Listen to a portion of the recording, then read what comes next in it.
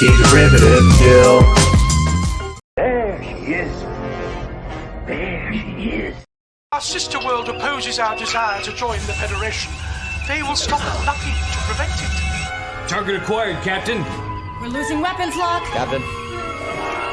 Fire phases. Why are you here? What do you want with the Captain?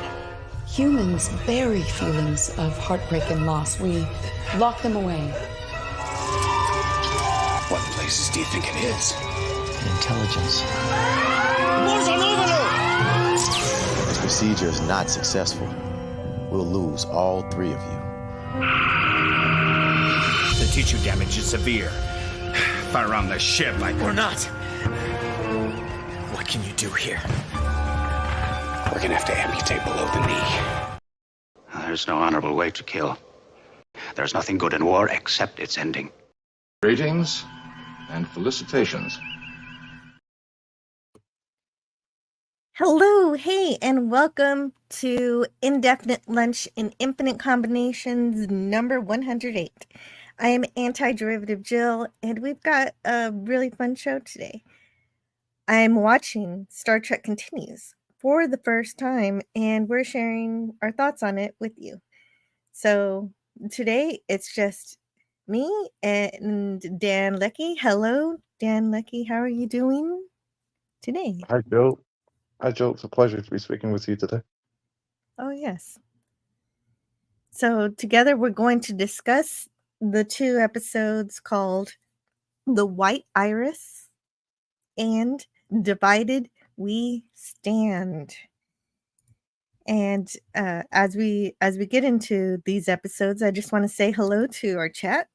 Today we have Franco Walker, who says, thanks for reminding us, please subscribe, hit the bell, share, hit like, and select live chat.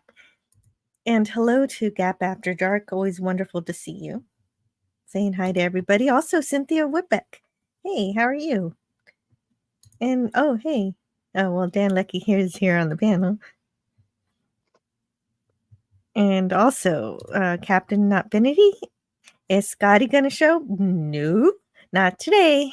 Well, he does sort of, but we'll get to that. Oh, he does? Yeah. Oh, well, not Scotty R37. He's meaning no. My usual co-host. There's a member of the guest cast that's called Scotty. Oh, but not Chris Newman. No. Ooh, cool. Okay, I can't wait to hear about that. And hello to Lemon Pie. And and Penny's grandson is napping. Okay, great. So glad you could babysit. So today we're going to look at The White Iris. It officially aired for everybody on June 19th, 2015. And both of the episodes today are dedicated to TOS actors who passed away that year in 2015. Of course, the one dedicated in the first episode, The White Iris, happened just 4 months after Leonard Nimoy's death. So this episode's dedicated to him. And I'm sure everybody remembers how they felt that day. And I know I was not feeling very Vulcan that day. Do you remember? Mm-hmm. So I found out like it had, it had at least like 3 big screen showings. Like one was the premiere at Phoenix on May 2015. So then it must have then premiere, been released for basically everybody else the month after that. Yeah, you're right. There are conflicting dates to when it was actually released. It was really released in May, but it was mostly released to a special showing. So you had to go to a special event to watch this episode, or you had to be one of the contributors who got special access, early access to the show. And so I just ended up using the date where it was released to the public, to everybody, everywhere on the internet got to watch it. Yeah. And the teleplay was written by James Kerwin and Chris White and Vic Mignogna. So it had 3 people writing the teleplay, while the story by credits go to Vic Mignogna and Chris White. And And yes, James, this is true. Franco Walker says Dan's mic is a bit rough. Yeah, I oh, don't think sorry there's about anything that. you can do about that. No, But I well, do want to hear what you have to say. you mentioned James Kerwin. Like I found out, like he won his 4th Telly Award for directing this episode. He'd won 3 Telly Awards for the previous episode, Fairest of Them All, but this is the first individual award for Star Trek Continues. Oh, really? That's incredible. James Kerwin is someone who they hired to be a director, but he became so much more than that, it seems. He kept coming back. Yeah, That's really good. and then I read this episode was inspired by. How do you say his last name? Is it Monjona? I say Mignogna, yeah, but Mignogna? Maybe it's Mignogna. You know what? I better go find out. Uh, it was inspired by his favorite episodes, which is Requiem for Methuselah. Well, right, exactly. Requiem for Methuselah. Well, that's one of his favorite episodes. Really, it's not one of my favorite episodes. I think that Captain Kirk kind of just falls in love with this android out of nowhere. But I do appreciate how I do believe that Requiem for Methuselah might have influenced Data, which is reflected in this episode when Spock says that she was just a machine and Kirk says that she was human to him. Hold on just a moment. Mignona? Mignonia. Oh, man. I'm oh, dear. Gavin Blackburn says, I discovered Star Trek Continues late, so I got to binge it all in a day. Yes, you could binge all of this in a day for sure, because it's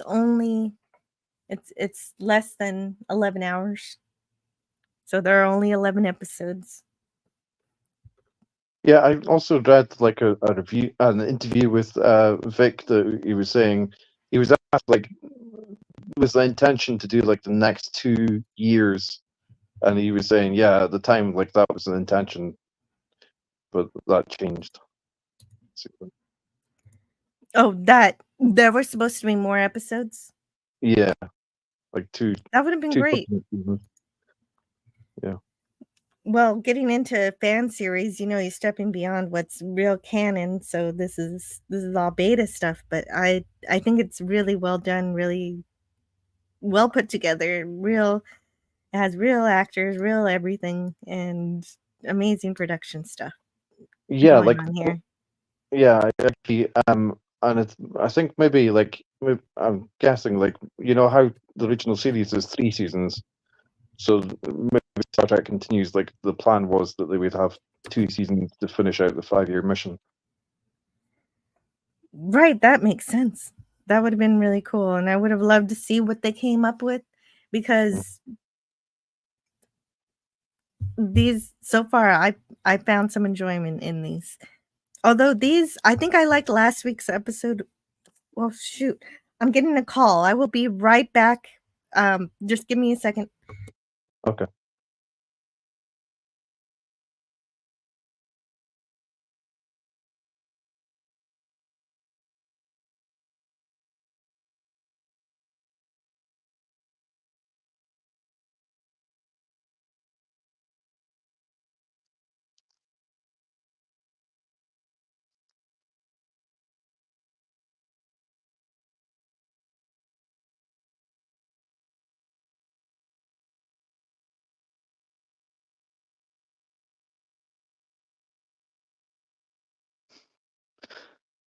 I find the comment by Claude Parish. What's up with Colin Baker's little beard?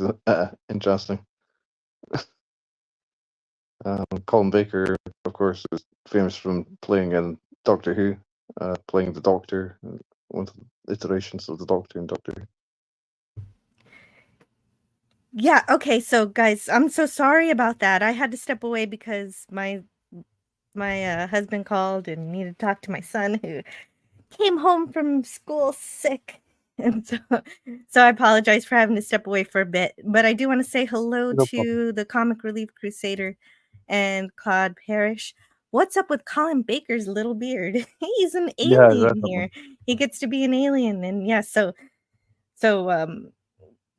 yeah, so he's the there are two sister planets. There's one planet that wants to join the Federation, the Eratria. Halcydians, Oh yeah, Calcis. Calcis and the Eratria. and yes, okay. And I want to say hello to Lance of the Outcast Creative. I didn't think he'd be able to make it today. Hello, Lance. Hey, sorry, I just had to mute you on the other channel. Hello, I probably won't be able to stay on very long, but I can pop in for a little bit. Well, that's incredible. Thank you for showing up. I thought you were super busy with all the prep. I actually am, and the chances of a phone call kind of coming in, and somebody's editing something for me right now, and I've had to jump back and forth onto that. Oh yeah, But gotcha. I thought I'd pop in and offer comment on this, just generally, if you want it. But do you know what? Until your colleague pointed it out, I did not realise that was Colin Baker. I didn't recognise him, and I've met Colin Baker. So it's great that they got him in this little role, and I've seen the whole episode. I've seen the whole episode, and I thought that's good. They got an American actor. He's done a pretty good British accent there, and now it's Colin Baker. Just didn't recognise him. Yeah, he's the planet leader for the planet that wants to join the Federation, Amphidamas, and yes, he's played by Colin Baker. Every time I say that I'm trying to watch new Doctor Who with my son because I'm up to season 3, every single Doctor Who fan in existence asks me, "Why don't you watch Baker?" And so I promise I will get to it at some point. Well, there's Tom Baker and Colin Baker. Tom Baker is considered to be better than Colin Baker. Oh, Tom Baker. Oh, see, I'm mixing up my Bakers. This is how much I don't know. Of the early Doctors, Tom Baker is by most people considered to be the best of that sort of the pre-reboot era. My personal favourite is John Pertwee, but that's because he's the Doctor that was around when I first started watching it, and I also just liked him. I met him as well. Oh, cool. Really nice person, so sort of grandfatherly, you know, just had a lovely way about him. He was great with the fans and stuff. Awesome. But yeah, I've seen most of these episodes by this team. I think, and my comment on this to back up what you said earlier, Jill, because I was listening when you went live. These are extremely well made. I just think not just in terms of obviously replicating the sets and the style of the costumes, but also in the way that they're shot and directed. They use a very similar visual style. No one's trying to do anything that wouldn't have been done then, if that makes sense. Yes, it's even filmed and it's 480. Yeah, and I credit to the team, and I really like what they've done. I know that there's Macaulay's lot as well. There's two groups, isn't there, that made episodes for this, and then there's another film called Of Gods and Men, which is like a feature film, which I think might be a collaboration. I watched that a long time ago, but I do have to say, of these new sort of episodes, this one is probably my least favorite. Well, it's kind of weird, right? Because he gets a brain injury. Because I guess my guess is that they don't let you bring weapons to the council chamber or something, and so this Eretria, or the guy from the other planet who doesn't want to be in the Federation, hits Kirk on the head hard enough that causes him massive brain injury, massive enough to like obliterate the emotional center of his brain, which of course it doesn't really make much sense to me because he got absolutely pummeled in Miri. You remember Miri, where all those kids were bonking him on the head? I thought he could have died from that, but this is just one big hit that takes him out. Yeah, he got pretty whacked. Do you think that's a? I don't know. It's what I call Star Trek science techno-bollocks. You know, use a word to invent something to explain a situation that is, for all intents and purposes, basically meaningless, but kind of works. So, you know. Well, I don't like to. Well, okay, but I'd like for things in good episodes, things will kind of make some kind of sense. Oh yeah. I mean, I don't like to wave things away if they can't. It makes sense in the world of Star Trek. As long as it makes sense in the world of Star Trek, it's often very convenient, but it's you know, that's what makes Star Trek fun. I think is that they're quite clever with these things. Am I right in thinking that Scotty is actually played by James Doohan's son? That's correct. Yeah. Yeah, he's played by Chris Doohan for sure. Yeah, he's pretty good in this, but considering he's not like a professionally trained actor or anything, I remember when I first heard it, I think he's really good. And the guy who plays Spock in this is really good. It's interesting to compare the two casts between the Other Fan spin-off and this one. But I definitely prefer Kirk in this series, this series of episodes. He's just a bit closer, not just physically, but in his little Kirk sort of William Shatner nuances. He kind of copies a lot of Shatner's little tics really well. And that seems to be the way that this crew operates, is that they try to emulate the characters that they're supposed to be. Yeah. And I think that Habercorn's getting a little better at Spock than he was in the first episode, at least. Yeah, he was not great when he started out, but I mean, it's so difficult, isn't it? You know, talk about big shoes to fill, Leonard Nimoy. Yeah. Well, it's hard because you're supposed to play it without emotion, but also not be robotic at the same time. Yeah, and you've got to kind of put in that sort of Vulcan nuance into everything. Yeah, it's not, and it doesn't mean, and being Vulcan, playing Vulcan doesn't mean you're acting without emotion. It's just very restricted emotions. Yeah, you still react, you know, but it's always you're reacting with logic, so you've got to apply logic to everything. Well, in this episode, Kirk is dealing with some guilt from his past, and then another. Yeah, while this world is trying to join the Federation, and this other world doesn't want it to, so it's throwing missiles at it. So it has like kind of an A-B kind of story plot going on. Yeah, because Kirk remembers something that Spock made him forget to do with the death of that character from a previous episode, I think, if I remember rightly.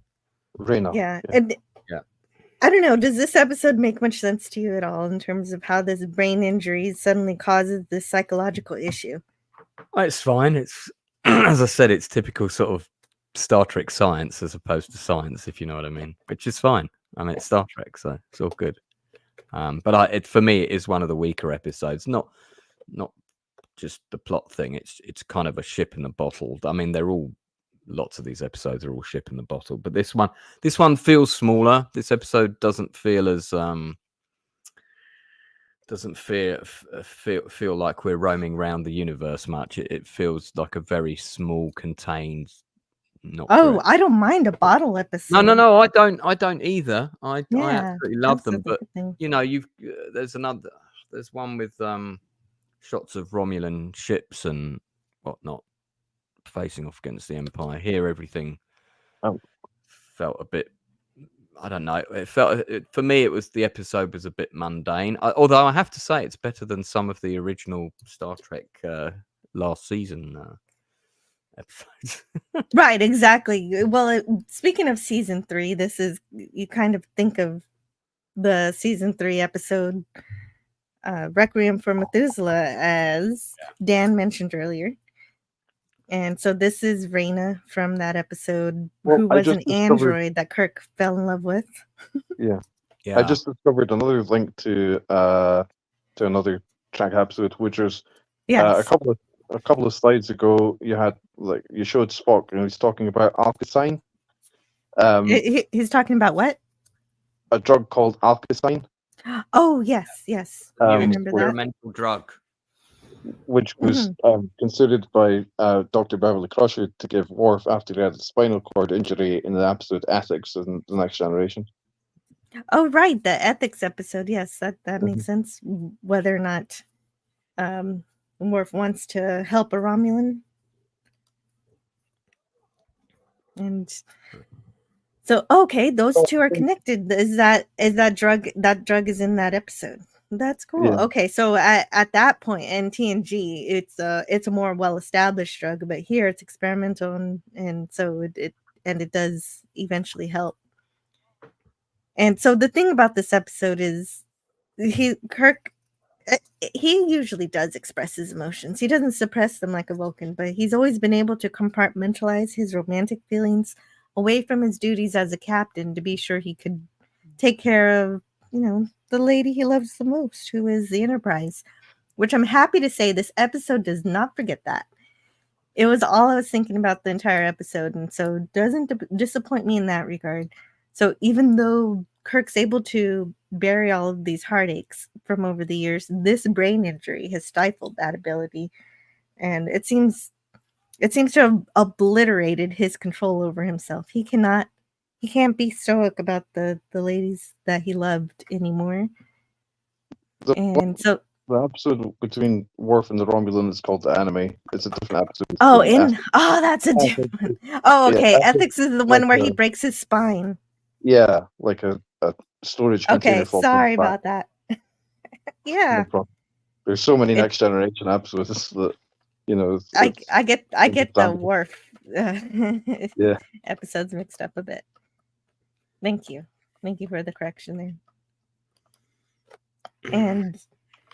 And so this brain injury causes Kirk to have never before seen psychological issues that I think he would never have had to ever deal with, except for this brain injury happened. So that's how I get through it. I don't know. I feel like Kirk would have had regular flashbacks about numerous women at numerous times, considering the complicated romantic past he has with numerous females. But hey, absolutely, he would think about them. He definitely thinks about them, but he's able to keep it separated from his responsibilities. Yeah, I suppose the injury is what kind of makes that wall collapse effectively, isn't it? Exactly. I think the wall is collapsed. Not just. Yes, go ahead, Dan. Sorry, I was surprised by how many those love interests appear. I think instead of showing the Farragut crew member, it may have been interesting to bring back Carol Marcus. Oh, Carol Marcus, yeah, who is who from Wrath of Star Khan. Trek 2. Trek 2, where so Kirk had a son. And, and there you go. Played that would have been interesting. B.B. Bursch played Carol Marcus, if I remember right. But in this part of the timeline, though, had he met her? I think that's the movie, so that would be after Star Trek Continues, right? Well, it's speculated that when he refers to that's right. That's right. He had met her. Okay, you're right. He had met her, but I guess it kind of what it does though. It kind of messes with the timeline a little bit because he's not supposed to meet her again. And I know this isn't really meeting her because he's under duress. So I guess it wouldn't have been a problem to see Carol Marcus. You're right. He would have met Carol Marcus at least 20 years before Wrath of Khan. So I think that would have fitted within the original. Well, within this purview of this season, it could have been. Oh, I should have done the math on it precisely. Because his son would have been interesting. His son David is approximately 20 years of age in Wrath of Khan. So, it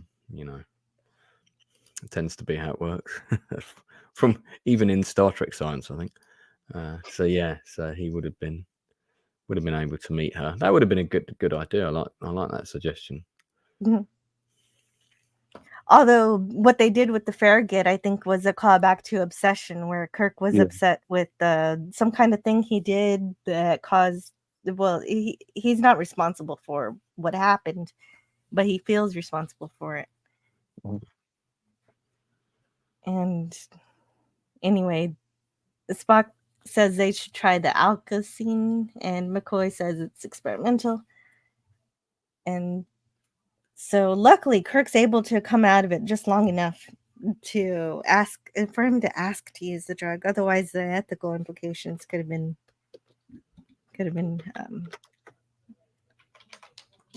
limiting there. I thought there were like better wigs. It looked to me like for the characters of McCoy and McKenna by this point in Star Trek Continues.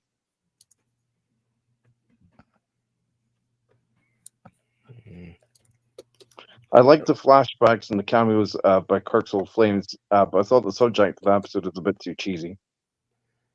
Yeah, the flashbacks are fine, but just didn't think this story was that gripping, really. Yeah. Like I said, for me, it's one of the weaker episodes of this. Well, yeah, I think I see what you're saying. Well, even with this drug, they seem to solve his physical issues almost instantly. They're nothing. They're not even. They play it up. They play up this experimental drug, but it never actually does anything with the rest of the plot. It's just it just saves Kirk's life. That shot is a really good angle comparison for the Shatner jawline. This guy's his facial structure is pretty similar to William Shatner. See, good look-alike for the role, I think. Sure. Claude Parrish says that Carol Marcus featured in the book The Autobiography of Captain James T. Kirk. So if you want to know more about her. Is it the unauthorized autobiography of authorized? I'm not sure. Are there two of them? No, there's a series of books called The Autobiography of like Kirk, Spock, Picard, Janeway, Sisko. I think Sisko was the most recently published one. Oh, awesome.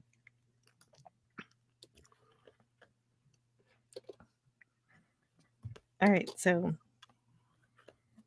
in that last scene, Spock explains that he wiped Kirk's memories to spare Kirk's pain. And I know Kirk wanted to forget, but he didn't exactly ask Spock to do that.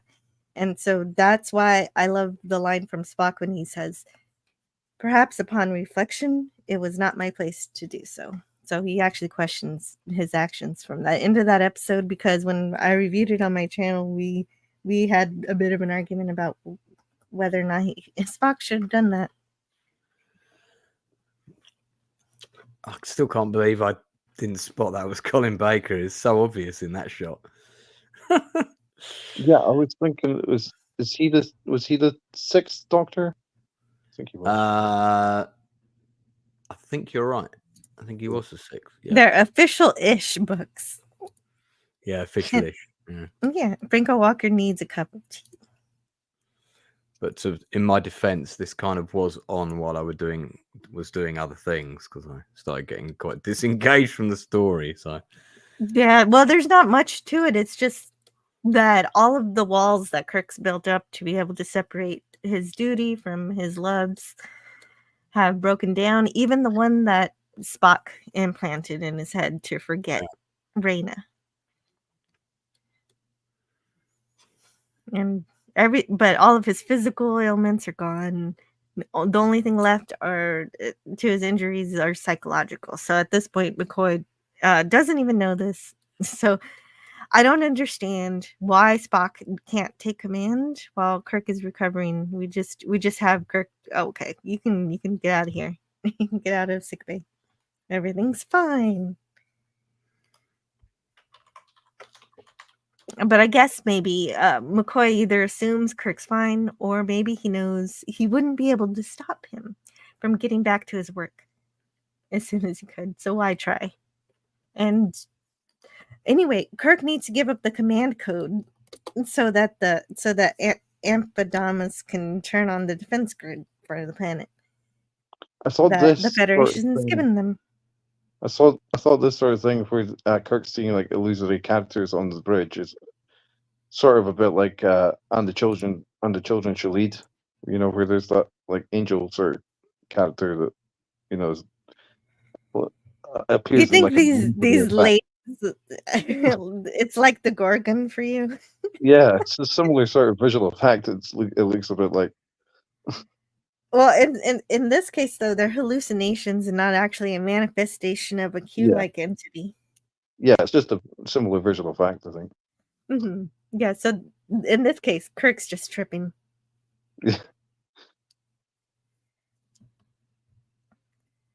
And hey, oh, okay, Lance is in the chat now.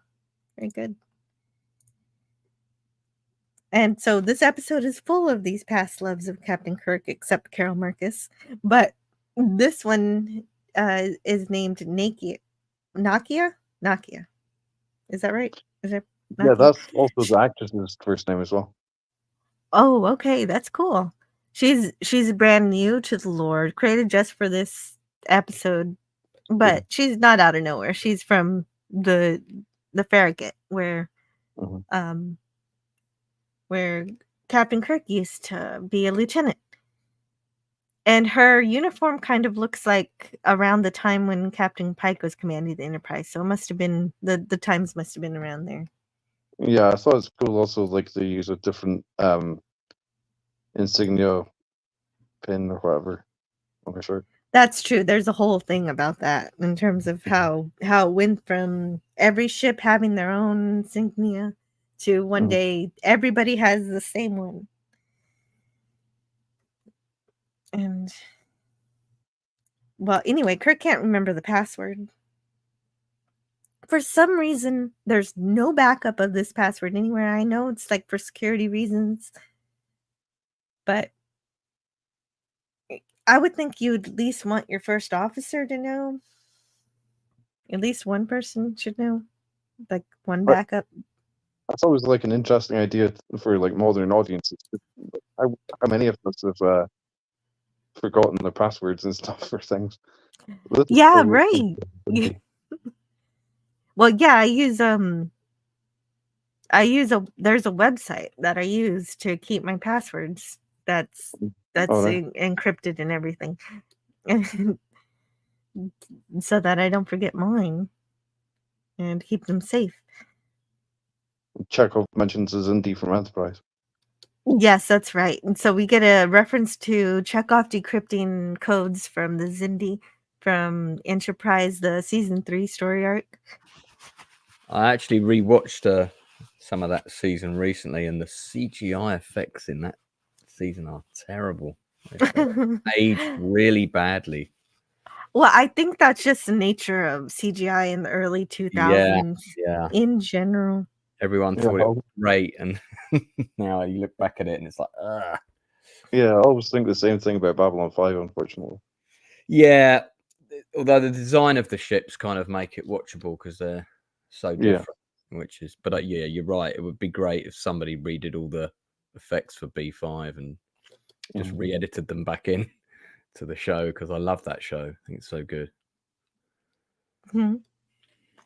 Oh yeah, definitely. Sometimes it doesn't matter that the effects are, don't age well when the stories are good enough to cover that up. Yeah, the actors, such a good cast. I thought it was interesting to learn about this little girl.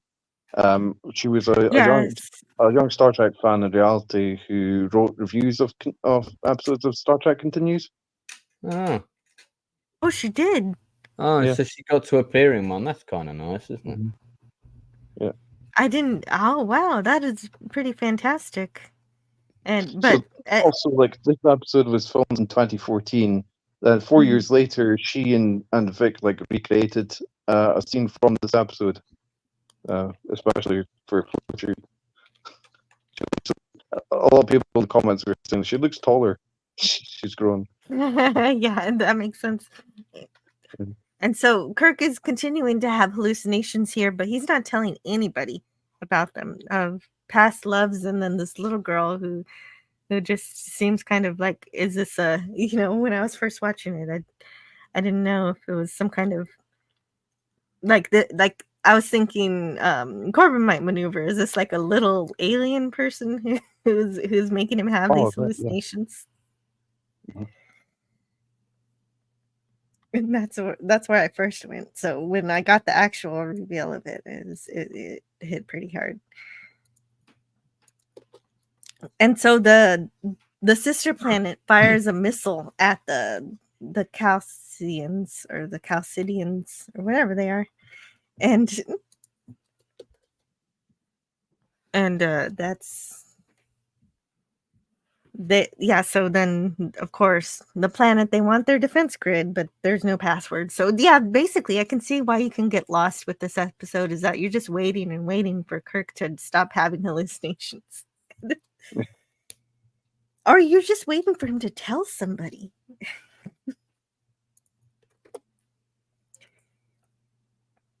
And I guess McCoy finally figures out that something's wrong. And he finds out there's something wrong with his heart. His heart is getting weaker, but McCoy can't figure out why. There's really no medical reason why that should be happening.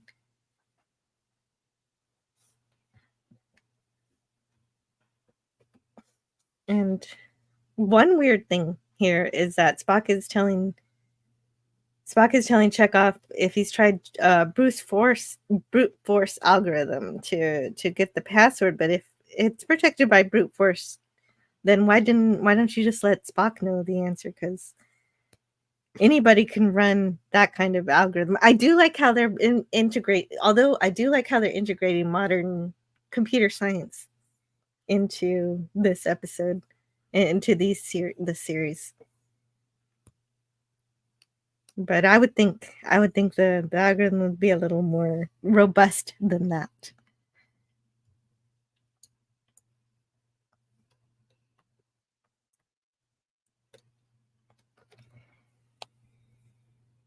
And Brinkle Walker says, I have my passwords written on a pad.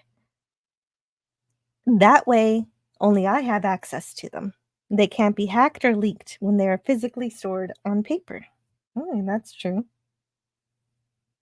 That's a wonderful thing about paper. This is James Caserta, who says, I always thought the aliens could have destroyed the Enterprise long ago, but kept them alive out of feeling sorry for them and to play with. Right. Okay, so this other planet seems to have these super amazing weapons, these cobalt weapons. And I don't know, I kind of had the feeling that these aliens were more primitive, but I guess not. I don't know exactly what's going on with them. We don't really get. That's another thing that would have made this episode a little stronger, is if we got to learn a little more about the alien planets that are in conflict.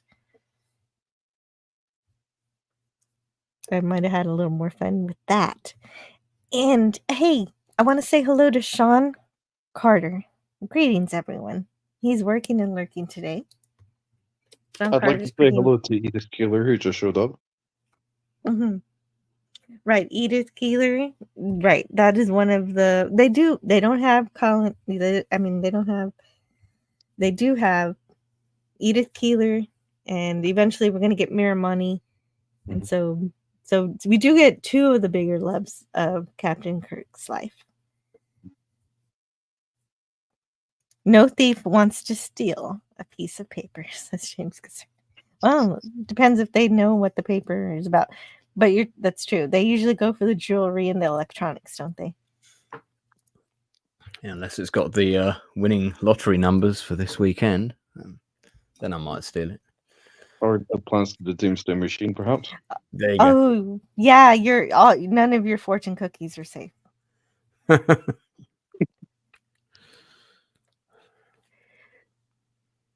And yeah, so there we go. And there's something new. There's also something new in this series called a psycho tricorder, like a psychology tricorder thing. Or was that in the original series? I don't know. I don't think I don't remember.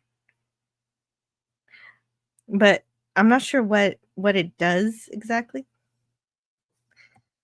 Let me check. I need to be factual on this one. This is a good place to stop as well. Oh, okay. But you, Can you hear me? yeah, I think go one ahead. Yeah, I can hear Okay, you. the psycho tricorder was in the original series. Okay, I remember that now. All right, cool. Yeah, I've seen this. but I've seen this lady. I've seen this lady in something else.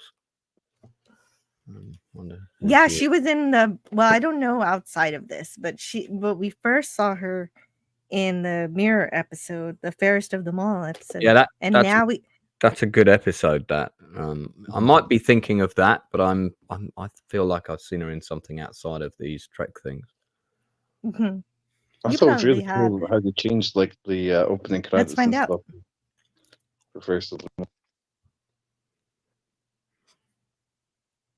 Okay, her name is Smith. She's played by Kipley Brown.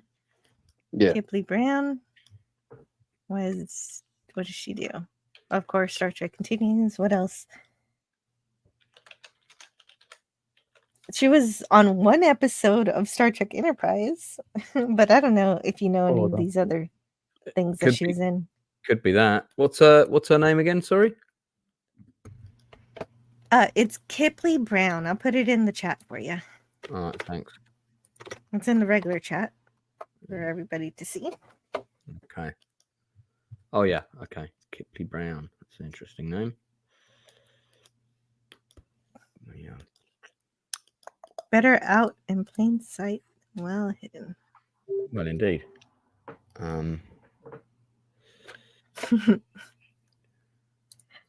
14 credits. It might just be I remember her from Star Trek Enterprise, maybe, because I do have that and I've watched it recently, so that's probably what it is. Got a really weird knack for remembering people's faces.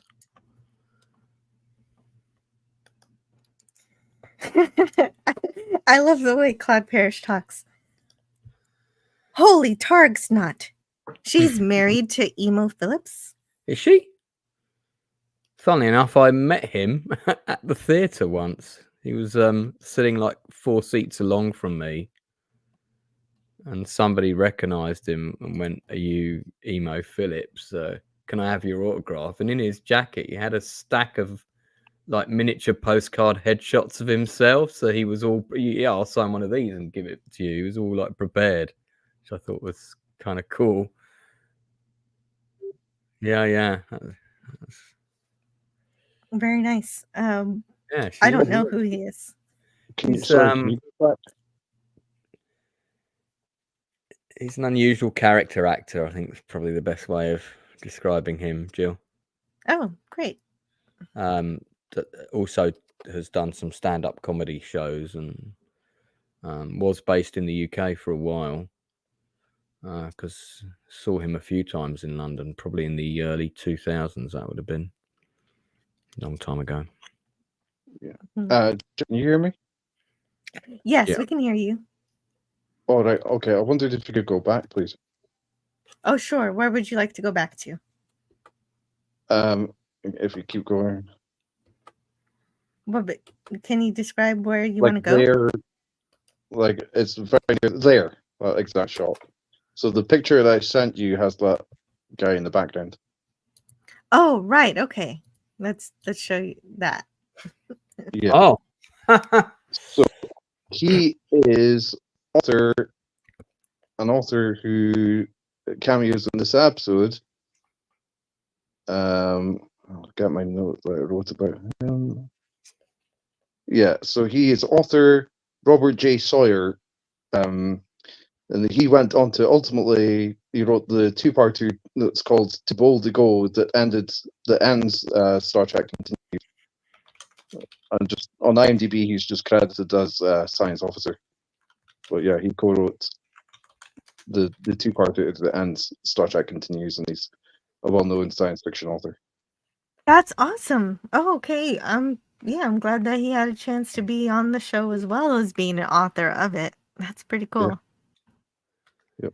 I love all these kind of little cameos. I think it's kind of nice. Yeah, I wouldn't have known this for sure. This would have escaped my notice completely, and I do like learning about the background characters. I need to find my F11 button. Yeah, thanks, Joe. You're welcome. So, Pleasant Valley Picker. Hello, Pleasant Valley Picker. He has some bad news. Okay, so Twitter is messing with him. Twitter thinks PvP is spamming everybody, and so they've marked his account as being limited or something. I'm sorry to hear that, PvP. I hope you figure out what's going on there. And maybe you got hacked. Oh yeah, that's possible. That happened with my Twitter. It got hacked. My Facebook by the same guy, and he was in the process of. He'd already hacked my Twitter, and he was in the process of taking control of my Facebook when I realized it was happening, and I actually managed to stop him. But God, it was close. But he'd already like put all this stuff on my timeline, and I was like, "What the hell's this?" You know. Fortunately, it was like nothing rude, but it was just all these advertising links to God knows what, you know. Well, the unfortunate thing is that I don't see anything on PvP's Twitter feed to suggest that, but maybe somehow it's deleted. Yeah, it could have been deleted. That's true. So PvP, all we can tell you is to change your password and tell Twitter this is not true. I don't know. No. I don't know what you can do.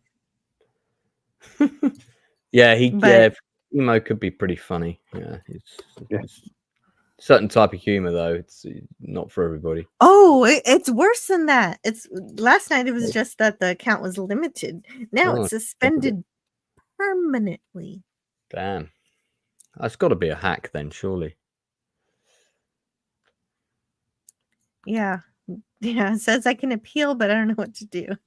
All right. Well, we'll figure out what needs to be happening there. If check the underground, free the net, see if LDG is around. He's very helpful with things like that. I have to say, while you've got that shot up, I absolutely love the way they've recreated the Enterprise in this show. I mean, it's got a very clean finish, but it just looks good. It looks right. Feels right. It does. It looks wonderful, and I love how they went for the original feel rather than the remaster feel. Yeah. It just looks like a better version of the original, if that makes sense. Agreed. But yeah, I like it. And the little telly on the desk. Okay. Fun stuff. Yeah, and it works great. Monitor. I think it's called in the scripts the scripts of the original series. It's called the tri-screen monitor. Tri-screen. Yeah. Let's see. Yeah, I've been looking at your website, Dan, while we've been online. Very impressive. Oh, thank you.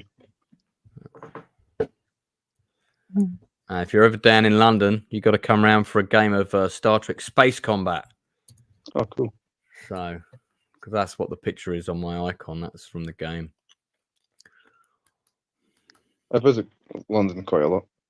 Yeah, man. Well, I do a big game normally once a month with like 3 or 4 people. So it's really easy to learn. It plays really fast and it's a lot of fun. So then we can give Jill a battle report.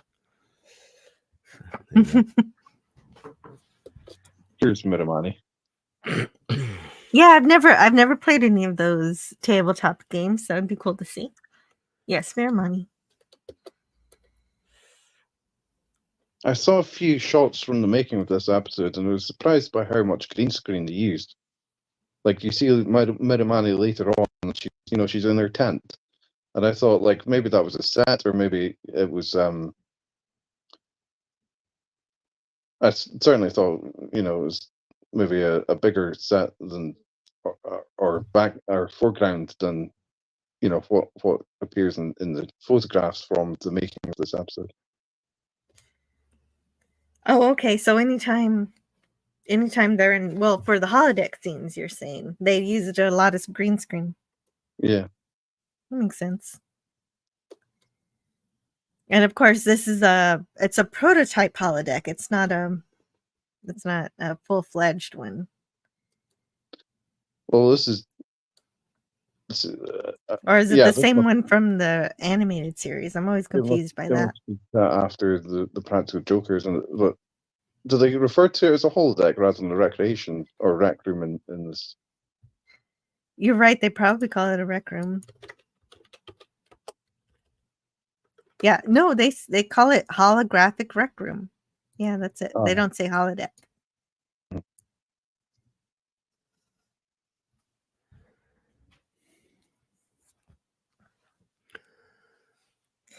Yeah.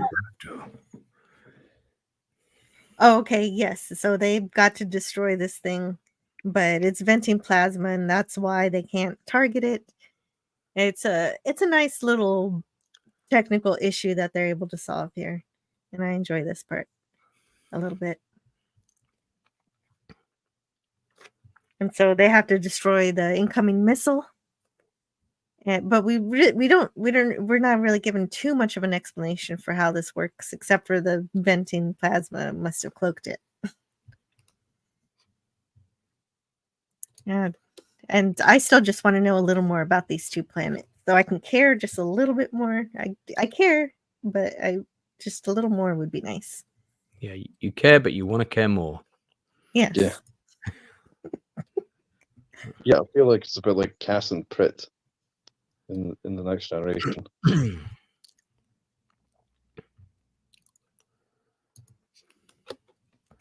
So I take it Paramount's kind of, after that whole Axonar episode, they kind of called a halt to these things being made now, didn't they? Oh, yeah. That's the most unfortunate thing, is that Paramount, CBS, they don't want Star Trek fans making Star Trek, and I'm afraid it's because maybe we're a little better at it than they are. I know exactly why it is. Yeah, I know exactly why it is. It's because I mean, not me specifically, but no, but yeah, it's like it was embarrassing them. Actually, the Axonar thing looked so good. It was like embarrassing them over the stuff they were putting out themselves. So exactly. Well, when you refuse to make Star Trek for so long, I mean, only like at the last throws. They are they released guidelines. half trying? They weren't saying that? don't make. They were saying don't. They weren't saying don't make fan films. They released guidelines, and it was stuff like limited to like 15 minutes or stuff like that. Yeah, it basically just crippled these kind of things where you're. But it's pretty much saying the same thing. If you want to make a TOS episode, that's a 50-minute episode. Now you've got to release it in pieces. Well, try telling that to the animated series. And the animated series was 20 minutes, so even the animated had more time. They had shorter runtimes, but they were still trying to make the stories feel like the original series stories. And that's usually the problem with the animated series, is that they're so short. Is that they're incredible. I love the animated series very much, but you could always see how it could have been expanded to be a little bit longer. And that's exemplified by, if you ever buy the Alan Dean Foster books, that he expands the stories and makes them richer.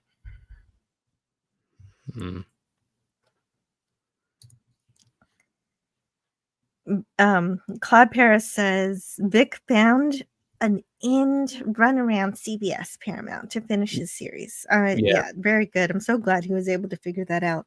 Yeah, because those guidelines came out after they were already, I think, halfway through shooting, and they were sort of put on pause. And yeah, I think there was a few backhanded conversations that went on around that. And yeah, okay, finish that one, then don't do any more, kind of thing.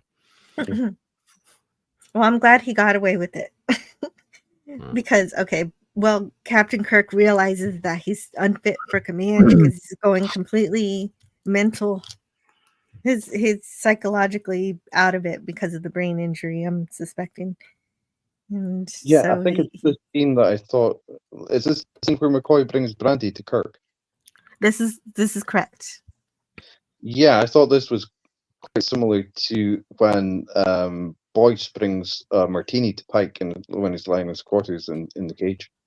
Oh yeah, that's right. When Pike is questioning whether he wants to be captain anymore. And well, that was a thing that did carry forth with McCoy in terms of, well, Scotty's got a bar in his quarters and McCoy also has a bar in his in the sick bay. So they both share a drink now and then. I think it's Starfleet regulations that if you're Scottish, you must have a bar in your quarters. Yeah.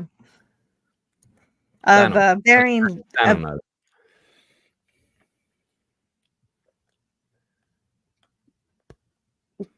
Does Dan know? Is that true? Well, he's Scottish. Is that a good rule? I think.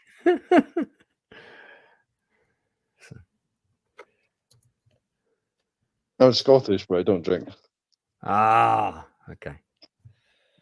Used to, but as I mentioned to Jill before we went live, I've recently been diagnosed as diabetic, so I've really been like reducing my sugar intakes, which is as a result of that, reduced my alcohol intake as well. Yeah. Well, and that makes sense because alcohol will turn into sugar. Yeah.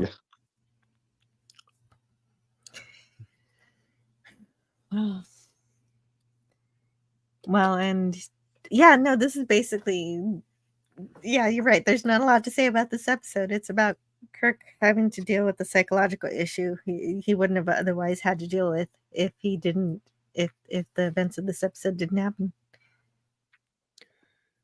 I've just been looking at Vic's acting credits. 425 acting credits on IMDb. Like huge number. Oh yeah, loads of voiceover work. I'd never looked at his credits before. And it's true. He did tons of voice work for cartoons and anime and things. Yeah, and video games. One of the voices for Attack on Titan. If you watch it with the English dub. Which is a show I've been enjoying, although I've been watching it with subtitles. But I dare say he's on it. I saw an interview with him just the other day, and I had no idea before the interview that he's like a staunch Christian. All right. No. Well. Way to go. Vulcans, yeah. So Spock here is, well, speaking of religion, Spock here is talking about how what Kirk is seeing might be more than hallucinations. We're just assuming these are just hallucinations of his mind, that he's lost it and he needs help putting it back together. But we get a reference to the Katra here. The Vulcans do believe in the spirit, and that Vulcans can, even though they're people of science, they can accept that there are things beyond, potentially beyond what they can understand. Yeah.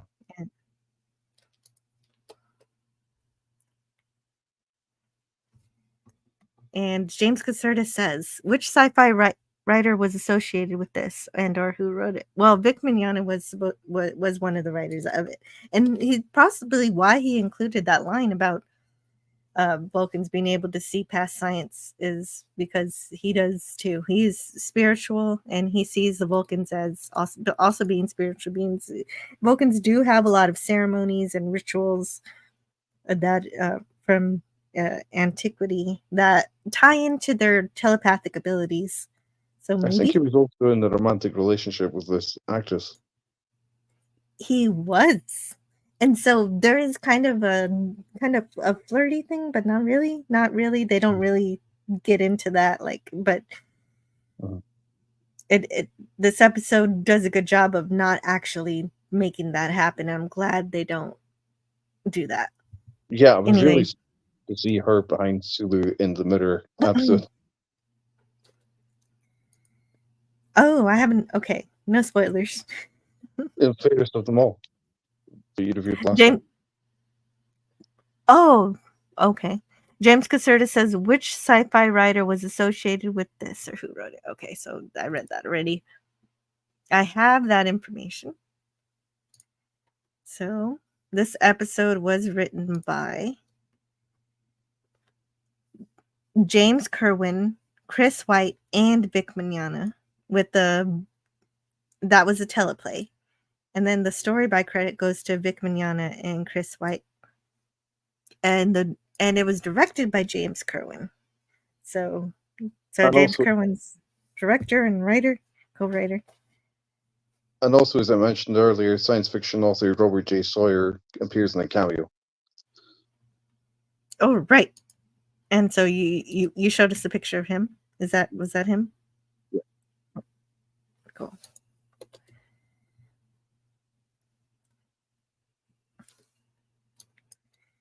And so she's as ship's counselor, I guess. I guess maybe this episode was basically to say ship's counselor can be helpful, useful. And she helps him realize that he needs to confront these hallucinations one-on-one in order to deal with them and to solve his issue. Because at this point, he's just been inundated by them. They've just been invading his mind, and he's just been seeing them. But he hasn't actually confronted them, and so that's all he has to do. Simple. This one actually probably could have been an animated series episode. It's a simple enough plot that it could have been condensed.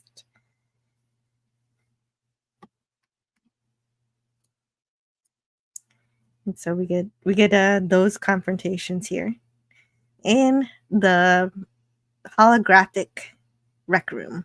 That's what they call it, or just a rec room.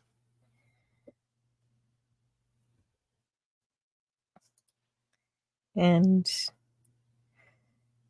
so he's talking to all of his former lovers while the ship is trying to destroy, or actually not destroy. They can't destroy these cobalt weapons, because if they do, they're going to destroy the subspace around it or something. So they can't just simply get rid of these weapons. So once Kirk's done talking to everybody, once he's figured out all of the things with his former lovers, he tells them that they have to get in between the planet and the cobalt weapons in order to absorb the blow. They won't be able to get all of them, but they'll at least be able to get some of them. And so that's better than nothing, right? And so there's nothing left to forgive. There was nothing. What happened on the Farragut wasn't really Kirk's fault. He just feels responsible because he always feels responsible. That's just his nature. He always thinks there was something he could have done. And then, of course, Miramani is... This episode does a good job of playing with your emotions, playing back on the scenes that you remember. So if you're a Star Trek fan, you remember these scenes. And they hit you pretty hard. Because, well, it does for me, because I've always really enjoyed the Paradise Syndrome. And it's believable that Kirk fell this deeply in love with Miramani because he lost his memory, so he didn't remember about the Enterprise, and so his mind let him fall deeply in love with her, and so he had to deal with that, and he did. But Reyna, he didn't really have to talk to Reyna to deal with that past love. She's just like, hey, you. And he's like, okay. That was a little easy.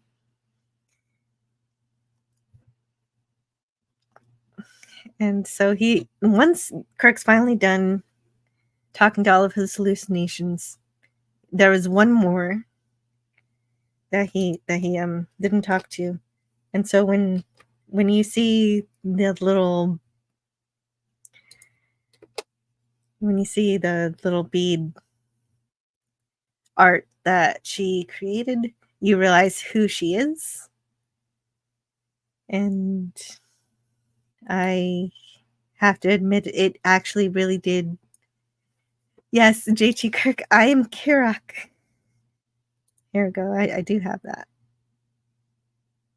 I do have that clip for. Where is it? It's under here.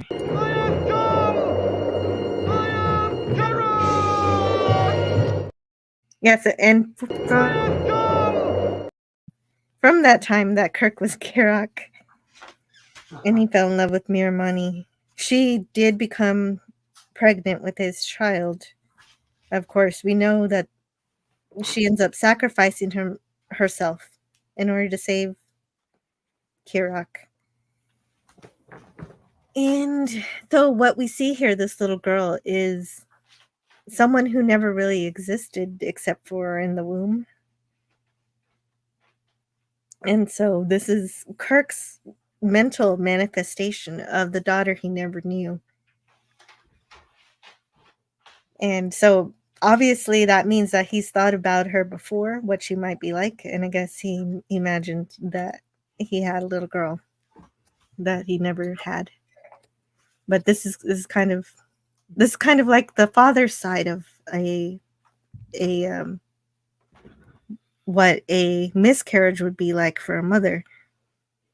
And when a mother miscarries, it's like they really do feel like they've lost a child. And we find out here that Kirk felt the same way.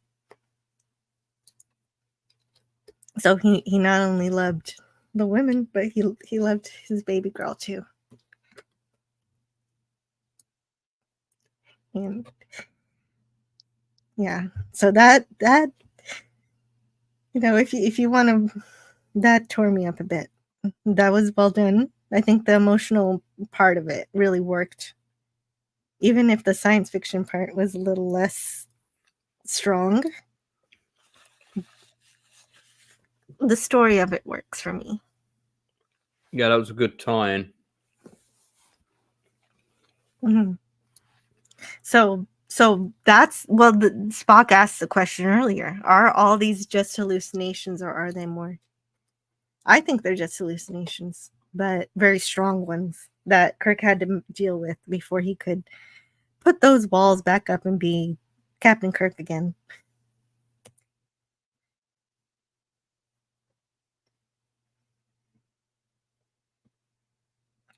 Yeah, Eugene Bird is here. Hello, Eugene Bird. And that's exactly what it is.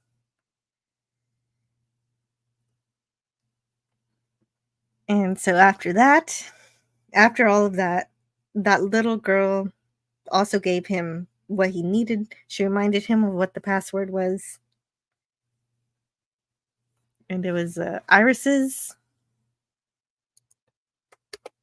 And we find the meaning of the iris being that it was a work of art.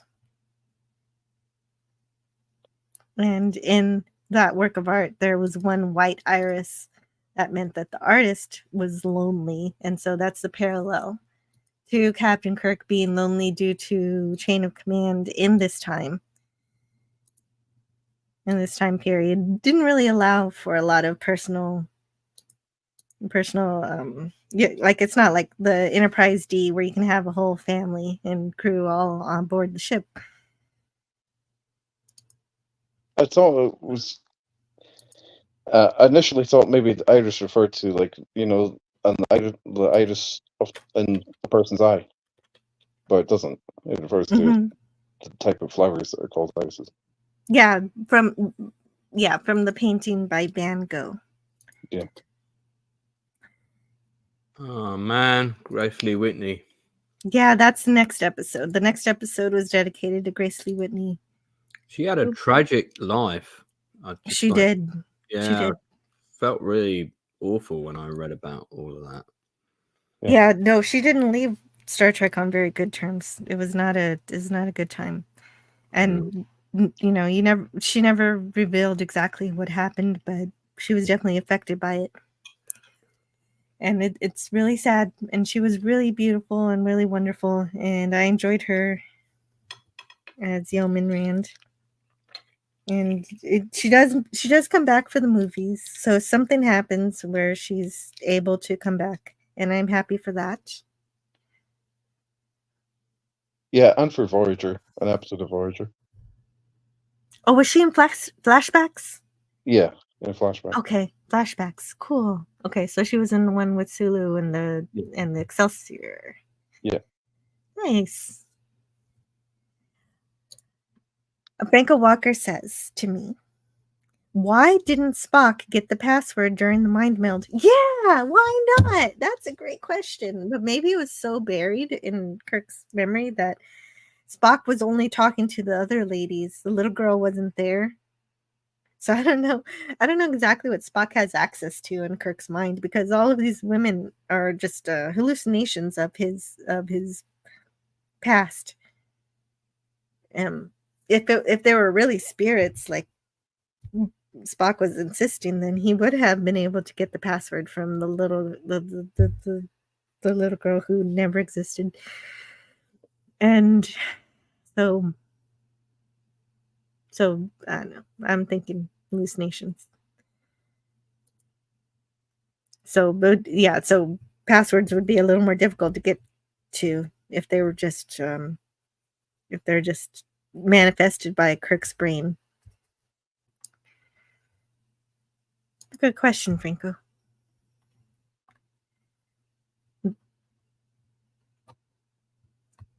And so this was a really good emotional time, but it doesn't.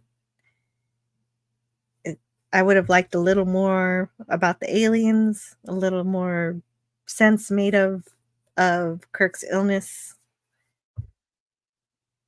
But it was good. I still enjoyed it.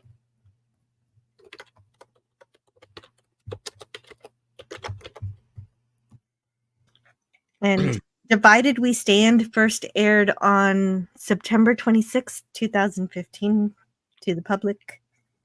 And the Star Trek Expanded Universe website says, Kirk and McCoy are trapped in history while the Enterprise fights off mysterious intruders. Okay, that description doesn't even say anything about the computer virus and the nanites. Nanites being something that we know about later on. Yeah, when did you say it was publicly released? September 26th, 2015. Okay, so the day before it premiered at Salt Lake City Comic Con. Mm-hmm. Very cool. Yeah, I call this a Quantum Leap episode. Kind of Quantum Leap, except they don't actually go back in time, but they act like they're going back in time.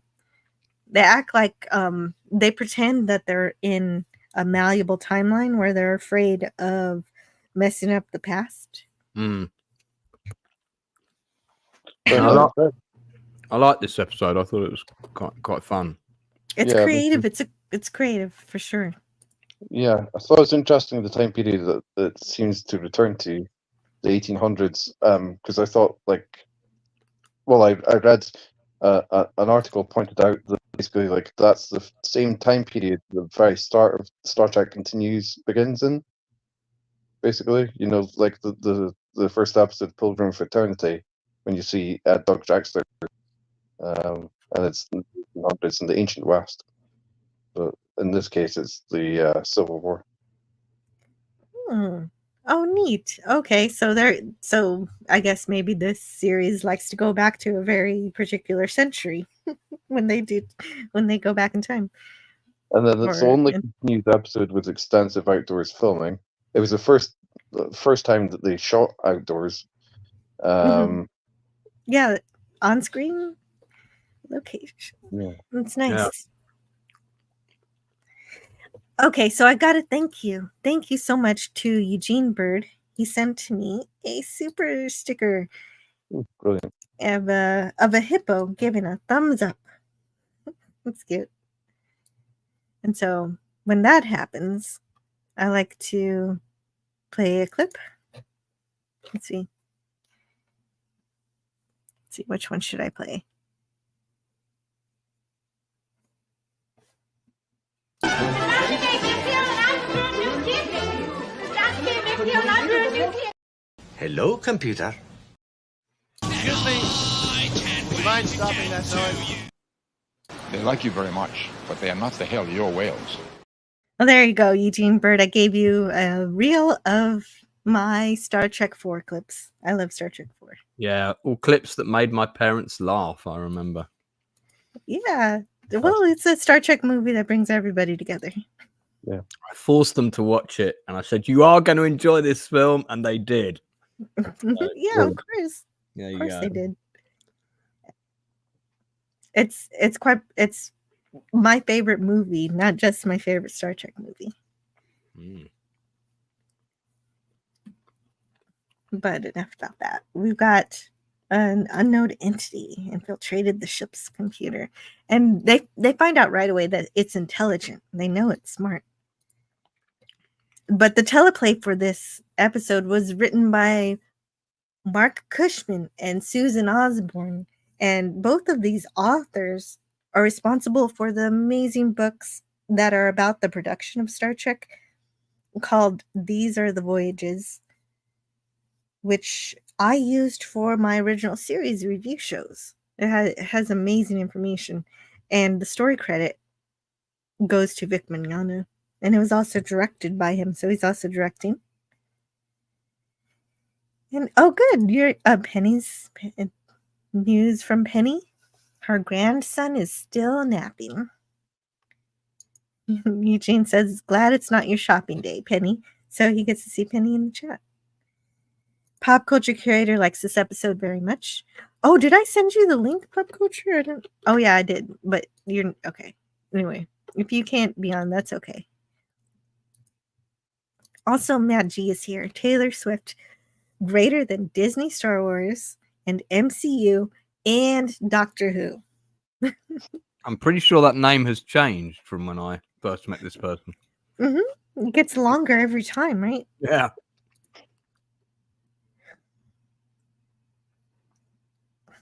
So this one,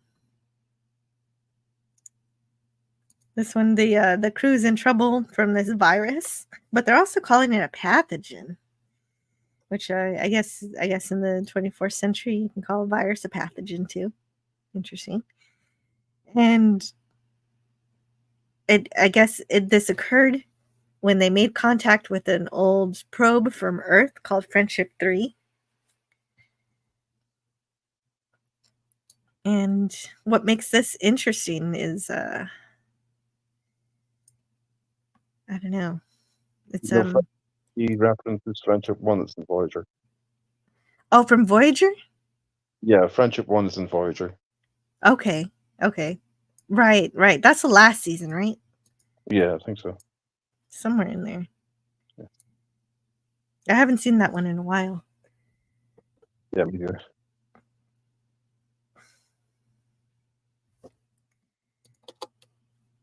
So Sierra 047. So we're watching this virus taking over the ship's computer. I like that they mentioned the firewall. That's another instance of where they're bringing in modern computer technology into the dialogue, which I appreciate. Yeah, I like the snuck in a reference to 47. There's so many references to 47 in the track. Oh, yes, that's true. The 47. I forgot about that. Good call.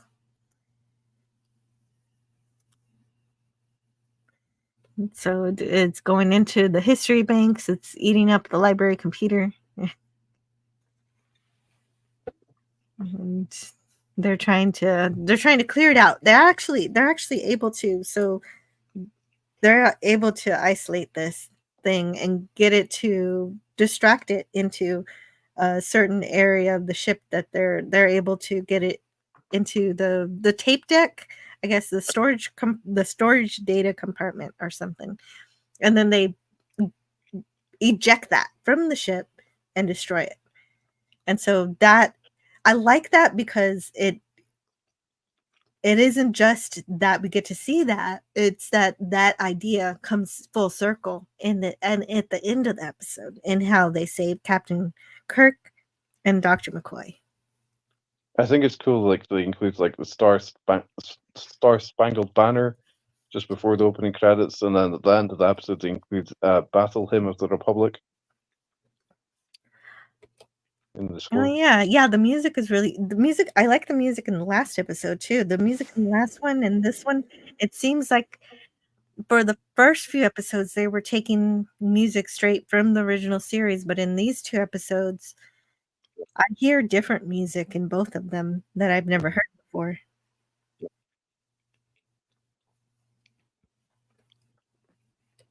And so, of course, they're finding themselves in the 1800s, 1862. This guy, I was watching the episode and was like, "Is that supposed to be Mbanga?" And it is. Yes.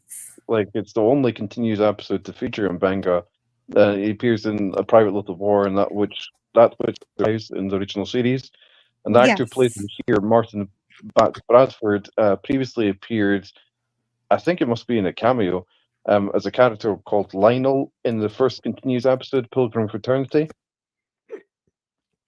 Well, oh, very cool. Well, I'm glad they have Mbanga on the ship. I always knew Yeah. that they had other doctors Yeah. on the ship, and that he's just always been there. I guess he takes care of the lower decks. Yeah. And so it's good that he's there to take care of Captain Kirk and Dr. McCoy, with Dr. McCoy, of course, being indisposed, being stuck in the Civil War.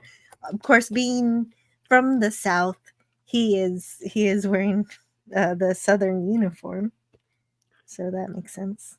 Joe, I have sorry. to duck. Sorry, I have to duck out. I've got to get on a call with my editor. Sorry. So okay. Sorry, I haven't been able to offer huge amounts for this episode, but nice to meet Dan. Dan's amazing. He is amazing, and what a wealth of knowledge as well. So yeah, but I really like this particular episode. It's one of my favorites of this team. I think partly also because they get out of the set, and clearly someone had some contact with some reenactors and said, "Hey, do you want to be on a Star Trek episode?" And they said yes. So that's exactly what happened. Yeah, well, I'm doing something similar with my World War II thing, so we've had a lot of help from people like that. But yeah, I'll come back on your channel whenever I can. I always like popping in. Anything to do with Trek is all good with me. So yeah, it was amazing to see you today, even after you said you were busy. So it was a great surprise to see you. As long as we did, I'm live on my own channel in 90 minutes, and you've no idea how much multitasking I've been doing while we've been streaming. But I kind of wanted to pop in for a little bit. Well, yeah, that. Well, you helped make my day. Thank you for joining us for as much as you could. No worries. Right, I'm going to warp out of here. So I'll see you soon. Take care. All right, see you. Bye. See you. I should get the sound effect. Well, I'll see you next time. I'll get it for next time. And so there we go. Thank you so much to Lance. And he's gonna be on Sky News tomorrow. So I don't have the details or anything on that. I should have asked him. If you want to tell me in the chat what you're doing tomorrow, Lance, if you got a second to tell us what you're up to this week, I'll relay that to the chat. I meant to ask you that before you left, but I was just happy to see you. But yes, there were reenactors who do Civil War reenactments that helped with this episode, with the wardrobe. Yeah, with the wardrobe, with the weapons and the tents and camping gear and stuff. Is my audio still crackly? It's not so much crackly as it sometimes every once in a while it's a little bit muffled, and so I don't always catch exactly what you're saying. Like it seems like you're like you're in like you've got your face covered by a pillow. No, it's just all the tribbles. Oh, the tribbles. Yeah. No, too many tribbles. Yeah, it happens. Oh no. I always have that there. Oh, and Daniel's Hot Topics is here. Hello, Daniel. How are you? We're oh, I better bring the slides back. Yeah, see, okay. We're in 1862, or at least Dr. McCoy and Captain Kirk think they're in 1862 in the Civil War. So they think they might have time traveled. So their objective is to act as though everything is real and to respect the history and try not to do anything out of the ordinary. And of course, just being there, they can do things that probably weren't meant to happen.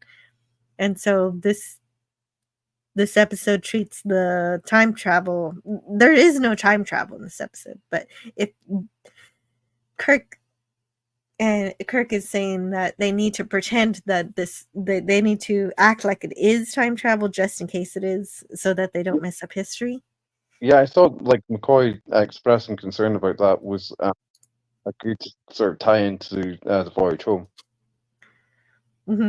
Yeah, and so, but in this case, they're treating it like it's a malleable timeline, not a closed loop, so that whatever they do can have an effect. Yeah. But there's no time, as you said, there's no time travel involved. I know. Right, exactly. So I mean, but Kirk and McCoy don't know that. We know that. Yeah. Everybody else aboard the Enterprise knows that. We don't. Frankel Walker says, my problem with this episode is that the nanites were looking at the Civil War when they went into Bones and Kirk. So the nanites must be influencing their brain patterns. So why would they leave? Right, they're intelligent. They're controlling Kirk and Spock's perceptions of reality to match whatever's on the library computer. And I don't know if this is another one where I'm questioning, is this all from the library computer, or is some of it Kirk and McCoy's combined consciousness? But nope, it's not time travel exactly. Daniel's Hot Topics. It's more like a history book inside your brain. Oh, that actually makes me think of the Inner Light. It is. Yes, it made me think of the Inner Light too. Well, great minds think alike. Definitely, I definitely thought about that. But in this case, it's well, in that case, it's accidental too. But that was an actual probe meant for people to find and experience. But this one is not exactly intentional. Well, this is an interesting. That's the screen cap you just had was a really interesting one. Wondered. He says, "I'm a surgeon, not a butcher." I wondered. McCoy's famous for saying, "I'm a doctor, not a, something else." Right. So I was wondering if he's ever said, "I'm a surgeon" in the original series, or maybe in the original series movies. Besides this, he only ever says that he's a surgeon once, which is in The City on the Edge of Forever. He says, "I'm a surgeon, not a psychiatrist." Oh, okay, so he does say it. Yeah. So this follows up say on it in. Let's see. Well, I can check that out. I'm looking. So he says that in The City on the Edge of Forever. Yeah. He mentions being a surgeon, but he doesn't do the I'm a surgeon, not a. Really, Memory Alpha says that he says, "I'm a surgeon, not a psychiatrist."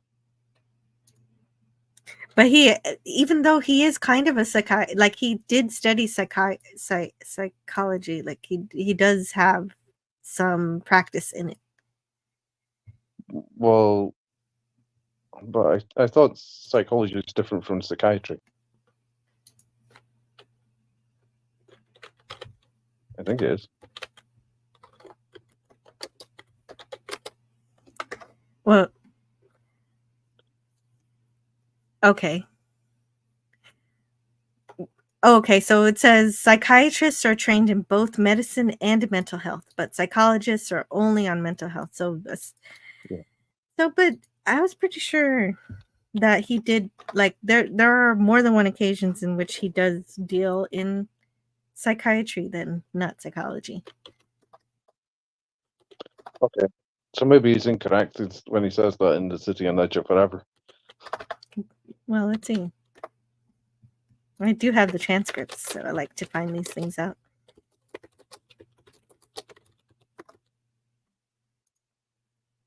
And here it is. Psychiatrist. Yeah, he does say that. He says he's not a psychiatrist. But I guess maybe that's the only time that happens. And so good call on that. I can't find another one. Because I had, there's this website called Chakotaya. I don't know how to pronounce it really. I'm But friends with her. oh, you're friends with her? Oh my God. I Yeah. didn't even know it was a lady, or I didn't know what. Yeah. Well, she has an incredible website. I love this website so much. Yeah, it's really cool. She's got a couple of really cool websites. Well, this one's my favorite. I don't know about the other ones. Yeah. Well, the other ones she sells Star Trek related merchandise on one of her other websites. Yeah, the only other one where he says he's a surgeon, obviously, the first one I thought of also was Spock's brain, but he doesn't do the I'm a surgeon, nada, but he just says he's a surgeon. Right. Oh, okay. And then in the chat, Daniel's Hot Topics says, I'm a doctor, not a bricklayer. From my favorite episode, Devil in the Dark. I think my favorite is when he says, I'm a doctor, not a moon shuttle conductor. That one's funny. Yeah. Oh, and apparently he knows how to use a knife, and even though he's trained in 24th century medicine, so he must have been trained as a field medic in case technology fails. So here's Billy Palmerton, and well, here's Scotty as well. But I said at the start of this live stream that there's a member of the cast who is a Scotty, and so Billy Palmerton was played by Scotty Whitehurst, who was an assistant director who worked on Star Trek Continues. He was an assistant director. Wow, that's pretty cool. But I do like him as Billy. He's pretty cool. And I used to watch a lot of documentaries about the Civil War and things on PBS and the History Channel. And so there was a lot of that, of soldiers writing to their families and letters to their loved ones. And so this really captures their focus on home, which makes sense.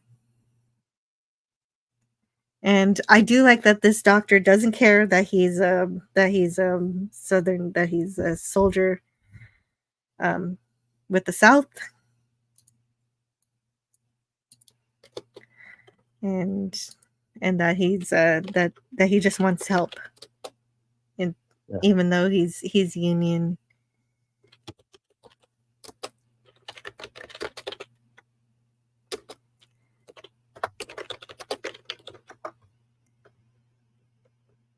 And but of course McCoy isn't really with the Confederacy. He's just in the outfit.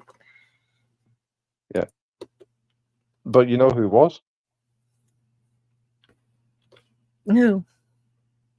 James T. Kirk. There was a real life Colonel James T. Kirk. The T stood for Thompson, who was a real soldier who served in the American Civil War. Oh, no way. I didn't know that factoid. That is amazing. You really are a wealth of knowledge, like Lance said. When did you find that out? That would be telling. Oh, okay. You don't have to. But that is really awesome. Thanks. I'll tell you later. After the lecture. Sounds good. But yeah, there's like a Wikipedia entry all about the real life James C. Kirk and stuff like that. So Hmm. it's well documented. Wow, that's amazing.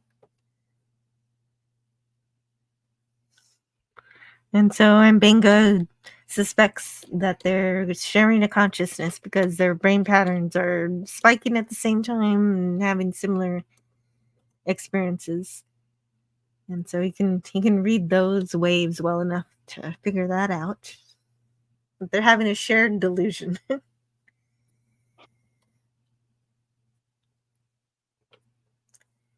And there's a bit of an attempt at a Kirk moment here, I think, of having a discussion of what Kirk believes to be freedom without freedom for all. Doesn't matter what color you are. Because, of course, Kirk knows his Earth history, so he knows what this war is about. And so if there isn't freedom for all, then there's freedom for none. Or as here, if you don't have freedom for everybody, everybody's a slave. So that's those are the like it applies even to people like that have green skin, and then he says like that he meant that figuratively. But figuratively speaking, people with yeah, green skin. I did wonder if he was thinking about Orions. Yeah, I think he was definitely thinking about Orions. Definitely thinking, and then that makes us think about the last episode where this also happened with Lolani, where Yeah. she was struggling with her freedom also. Oh yeah. And I think that episode was very good, and it touched on that same issue that this war was about. Yeah. Or partially about, but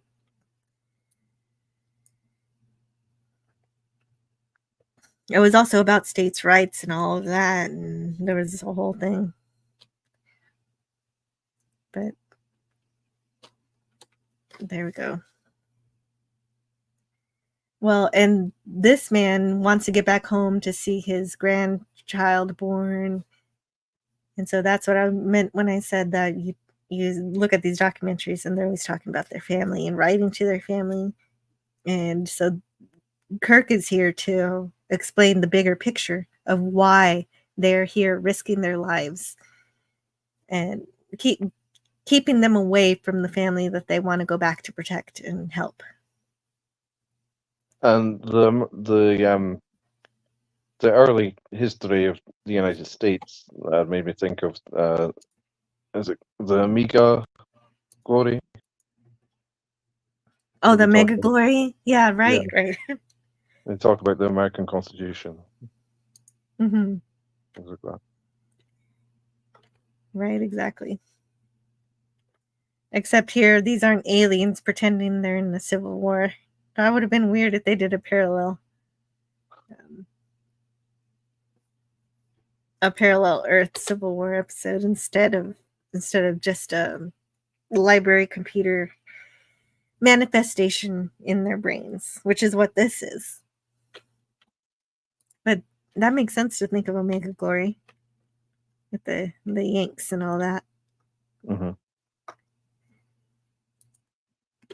So that's true. This isn't the first time Star Trek has looked at American history.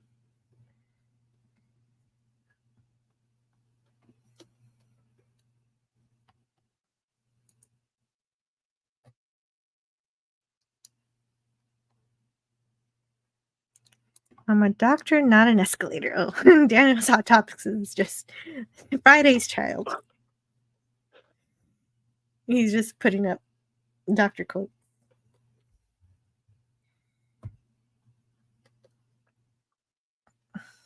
And so this is the first battle scene, or actually the only battle scene in this episode. Because the next time we hear about a battle, we just hear about it. The old man just talks about it rather than showing it. So first, I heard like you were saying earlier that there were reenactors involved in the staging the battles and stuff like that. But I definitely think like they used actors as well. And like when I've read about like the making of this episode, they have mentioned like there were extras as well. That makes sense. That makes sense. It'd be a mix of both. Yeah. And so you have the Civil War reenactors to get everything right. And Yeah. then you could fill in with some extras to make it a little more expansive. That's cool. I believe that.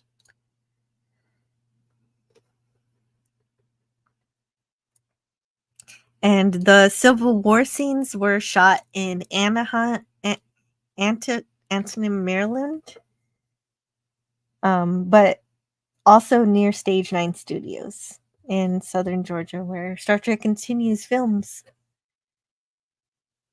Oh, right. I'd heard the studios that they used were called Neutral Zone Studios. Oh, neutral. Well, Maybe it yeah, changed they the name. probably used to be.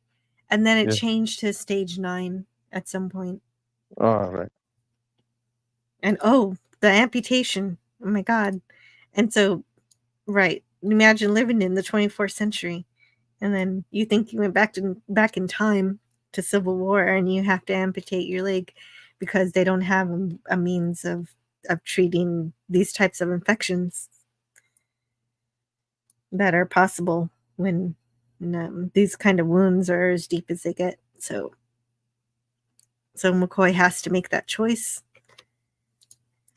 And Nine so often are depicted in like later like Star Trek series and productions are set later, like with the Borg and as an example. But so many That's examples. true. That's true, but I mean, I'm hesitant to tie the Borg into this because we meet them at Q-Who and they're brought in from farther away. They were not anywhere near where As I say, they're just an example, but there's so many examples. where the Federation were exploring. So I don't know if they have anything to do with it, but maybe it's possible. There are always possibilities, but that is a good example of how nanites show up in Star Trek. Definitely correct. It definitely sounds familiar when you say there are always possibilities. Well, it's one of my favorite things that I learned from Spock. Yeah, cool. And Billy here, who you say was also a director of this show. Yeah, an assistant director. He is inspired by Kirk, but at first he's uninspired because he saw that Kirk wasn't firing. And so Kirk has to explain this wasn't my fight because I'm not supposed to be here. I'm here against my will, and because of the alien and nanites or whatever's going on, whatever party the aliens are making in McCoy and Kirk's brain is causing them to be here. But he inspires Billy to be brave and fight, and that this is his fight.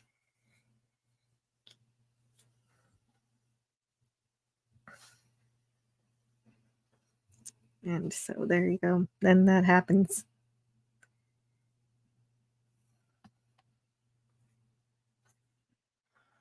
And because Billy, he's not hurt. It did look like he got blown up, but he didn't actually get blown up. He just got kind of rattled. And Kirk tells him that his freedom was taken away. And so that inspires Billy to say, hey, do you want your freedom to be taken away when the other crew come back and they have to. So eventually that's what happens, is that the old man ends up at the next table to tell the story of what happened to Billy. And so Billy doesn't make it, but he inspires everybody to cross the bridge and to win the battle. And so that's what happens there, is that, but he doesn't, anybody in the front of the lines didn't survive, including Billy.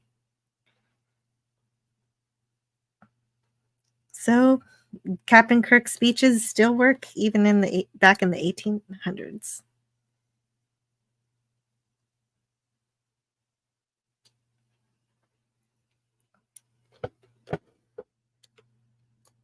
And meanwhile, Mbenga's trying to figure out how to save Kirk and McCoy because these nanites are not wanting to leave.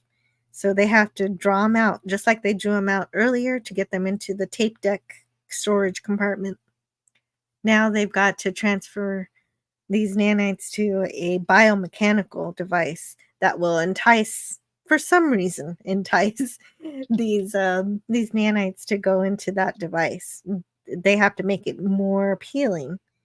And I don't know what's more appealing about a biomechanical arm versus two biological beings that they've been able to manipulate. But for whatever reason, it works.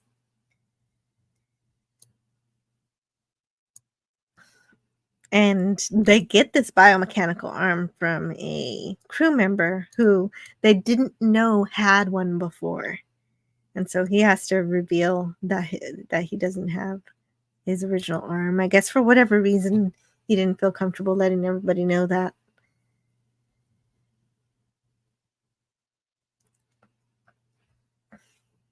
A man with one leg can stand as tall as any other. And so there are some nice lines in this episode. I really enjoy them. Yeah, I love that line too. And there are odds against succeeding 400 something to 1. Not bad.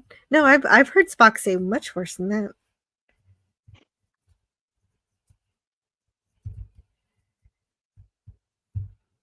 Maybe it's because the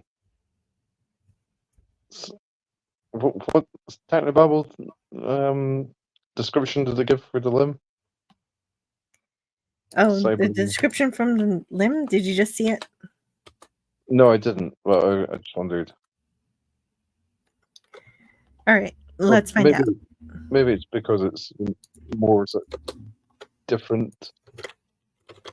Well, but then, so like my thinking was maybe it's the cybernetic limb is more alike to the nanites in being because they're both cybernetic rather than biological. But then I thought, well, there's something like I heard recently that science has shown that people are generally tend to be more attracted to people that are completely different from them, because there's more chance that, like, if they have offspring, that the offspring will have their genes will be able to overcome more viruses and stuff like that if the gene pool is more diverse. But I guess that's so. I guess like that's biological beings, but I don't know whether that would like apply to nanites. Presumably not. I don't know. I'm not sure. I guess we don't know enough about the nanites and how they operate. They're just presented here as kind of a virus that are infecting whatever they can find, whatever seems cool to them, they want to go to. So for whatever reason, they find the arm cooler than Kirk and McCoy. I don't know that makes sense. But if you're saying, oh, this is different enough for me, then I want to integrate with it. And yeah, maybe. And well, Spock says it should prove a sufficiently tempting host, but doesn't exactly say why. Okay. But that's interesting. Oh, okay. So what Mbenga does is he interrupts. The brain activity's been interrupted, and the nanites are migrating. Is that really the plan? Let's see. I want to see the scene right before this, so I'm going through the dialogue here. Actually, I also think was his name Tom Habercrost, the guy who plays Spock? Yeah, Habercorn. Habercorn, yeah. Thanks. I think he looks better as Spock after Fairest of Them All, because like you don't have a comparison to go. Or well, I'm rewatching these episodes after years when like I watched them when they came out. But I'm like, in Fairest of Them All, you see him with the beard. So he looks, I think, more Spock-like in a certain sort of weird way afterwards. When you go from that to the contrast of him, seeing him clean shaven again. I It's think strange. it's also that he just gets better at his acting Yeah. in terms of Yeah. being a Vulcan. So he's a much better Vulcan now than he was at first. And it Yeah. makes sense that that takes a little time to get used to. Yeah.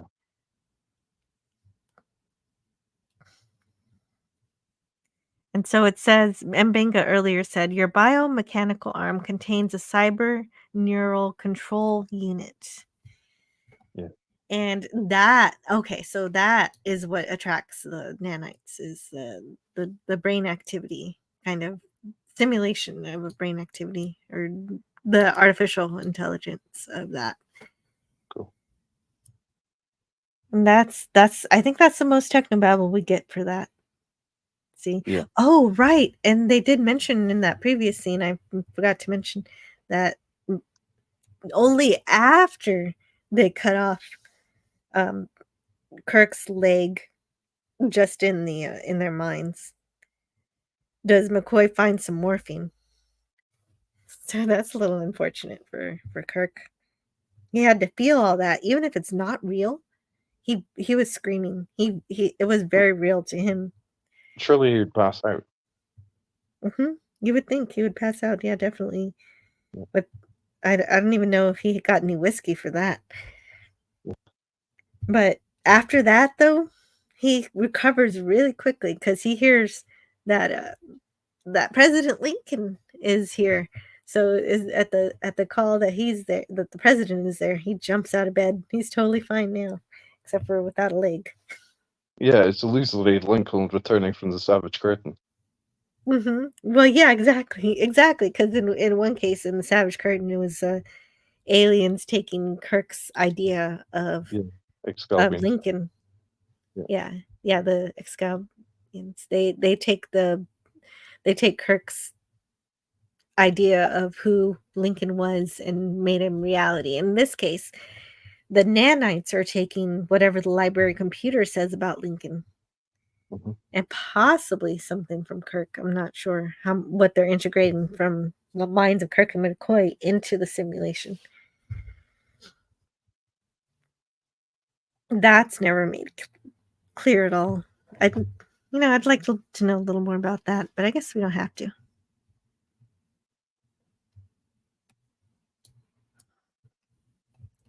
And so the nanites, like the neural, whatever it is, cyber neural control unit, better than Kirk and McCoy.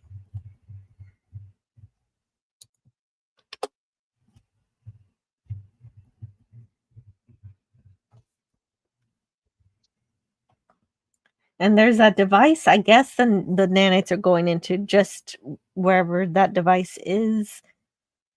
And the arm, both of them. Or wait, what is the device doing?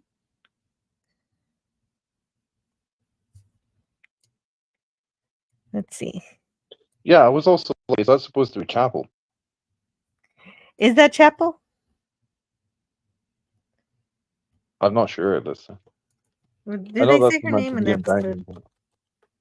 I don't think they say her name.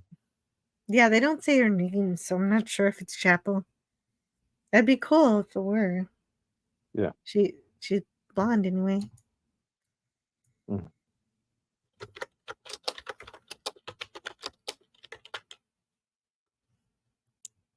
And so for a brief time, Drake has to be without an arm, but he's going to get a better one than he had before. So don't worry about that.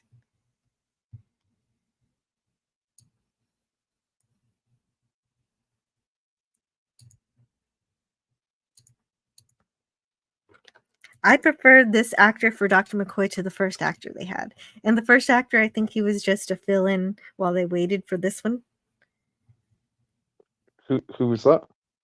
Frankel Walker says that he prefers this actor to McCoy. The first McCoy that they had. Was that Larry Nemechek? Yes. Ah, right.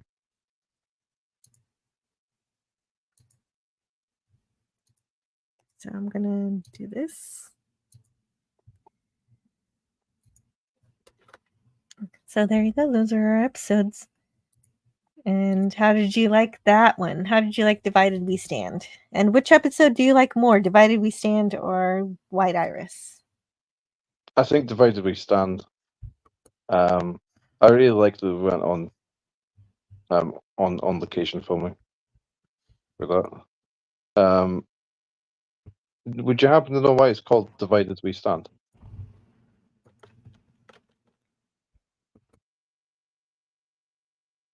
You know that the actual phrase is united we stand, Yeah. divided we fall. Yeah. And so divided we stand would tend to, I guess maybe it's a reference to, obviously it's a reference to that scene, but also tying it into the nanites. We've got to divide these nanites or we're gonna fall. So I don't know. Oh, right. What's the official? Do you know what the official meaning of it is? I was just trying to. Sure. I'm not sure, but for me, I was thinking like maybe it's to do with Kirk's amputation.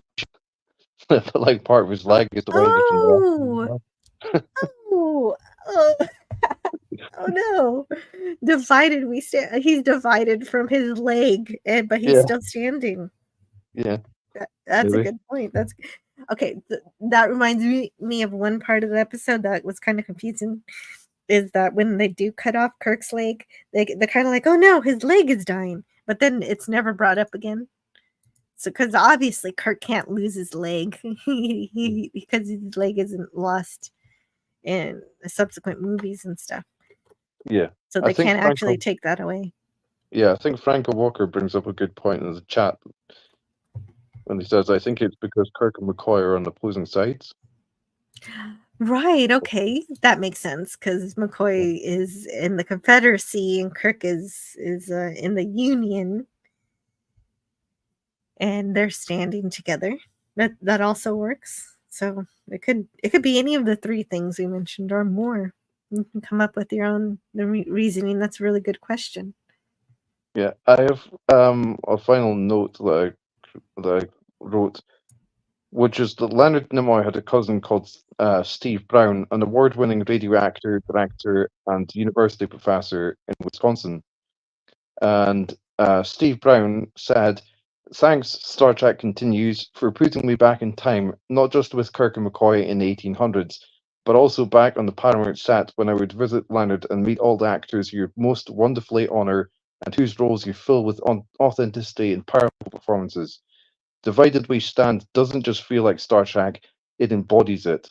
Well done all. I miss Leonard, but little less now. Needless to say, I found your production, as he would, fascinating." Mm-hmm. Oh, that's beautiful. And that's what it is I bet a lot of people who worked on Star Trek before, who worked on Continues, were transported back, and quite a few people on Continues do come from Star Trek. Yeah. No, that's a lovely story. Thank you so much for this discussion, Joe. Oh, of course, you're welcome. And then there's also that warning at the end that McCoy says that I wanted to mention that you mentioned earlier in a way. He says there could be more of those nanites out there. And so they do seem to be referencing the Borg there in terms of being careful of that kind of thing. Yeah. And so you're right about that. I just don't know. Yeah, it's not. But it's not set in stone, is it? Yeah, it's not clear, but I guess it makes it more fun. Yeah.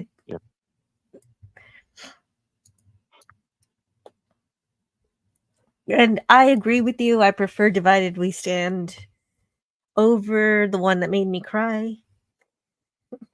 Although it was still, I still do appreciate some of that backstory, some of Kirk having to deal with his past a bit in order Yeah. to overcome it.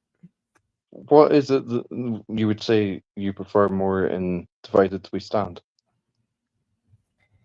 Well, I do enjoy history, and so Mhm. I like the idea of, well, having our crew be out of their element in time is still one of my favorite things. As I showed earlier, my favorite Star Trek movie is Star Trek 4, but Yeah.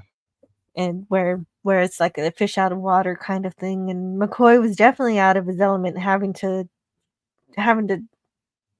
heal people with a knife,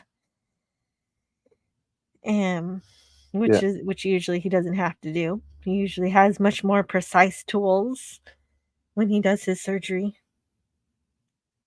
Yeah. And Kirk too. Kirk's not used to, he's used to his phasers and being able to stun people and not dealing with these weapons that are always meant to be fatal. Yeah, I think McCoy makes a. Is it in The City on the Edge of Forever when McCoy says he's like getting frustrated with how like sort of primitive the medical technology he has to work with, and he says like stone knives and bearskins. Hmm. Yeah, stone knives and bearskins. That's definitely here. Um, Kirk says, let's see. Actually, Spock says, "You're asking me to work with equipment which is hardly far ahead of stone knives and bearskins." Yeah, it's well, yeah. I always like looking up the actual transcripts. So fun. Yeah, but like similarly, I do remember like McCoy becoming frustrated with early medical tech he has to work with in the Voyage Home. Oh, right. What are these, the Dark Ages? Yeah, But he does that in City on the Edge of Forever too, where he's talking about sewing people up. hmm They used to hand cut and sew people like garments, needles and sutures. So, but he's still kind of out of it at that point. yeah, But even though he does see this time as barbaric, he still obviously knows how to deal with it and knows what he's doing.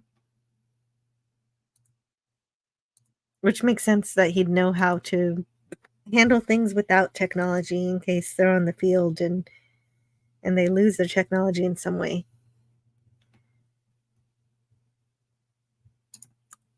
I really like the titles of the. I was looking up the episodes that we'll be discussing next time. I really like those titles. Oh yeah, the titles for next time. Yeah. But before we get to the next time, I looked at the blog for Star Trek Continues and I saw this. Oh, this right here. So Franco was saying he prefers this McCoy. This McCoy is Chuck Huber. Yeah. And he's done 75 anime episodes. Dragon Ball. Yeah, very prolific voice actor. Yes. So, yeah, so we have more than one prolific voice actor on this series. He says it's interesting because, okay, so he's talking about the relationship between McCoy and Captain Kirk. Because it's based on an amazing friendship. It's iconic, and there's room to explore the different facets of that relationship. And that's the fun thing we get to do on Star Trek Continues. That is something, that's true. That is something Star Trek Continues really focuses on, are the characters and how they interact in a way that pays respect to the original series. And Okay, so Huber says his favorite part was working with the reenactors to be in the midst of a realistic Civil War encampment. Yeah, I thought both episodes were really quite cool. Sort of portraying the relationship between McCoy and Kirk. Oh, definitely. I do appreciate both. Yeah.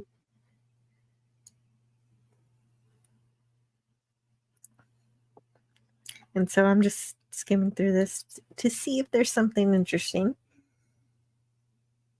How much? Okay, so here's the question for Huber. How much are you channeling DeForest Kelley when you're playing Dr. McCoy? Do you think about him? This question gets asked a lot. Prior to shooting the original vignettes for Star Trek Continues, I watched some key episodes of the original series to get a feel for it. These characters are so iconic, everyone kind of knows how they're trying to walk and talk, and it's like a puzzle that Vic, our ringleader, has put together. So I'm the McCoy piece of the puzzle. Sometimes it's just in the script and the writing. That's just how McCoy would say it.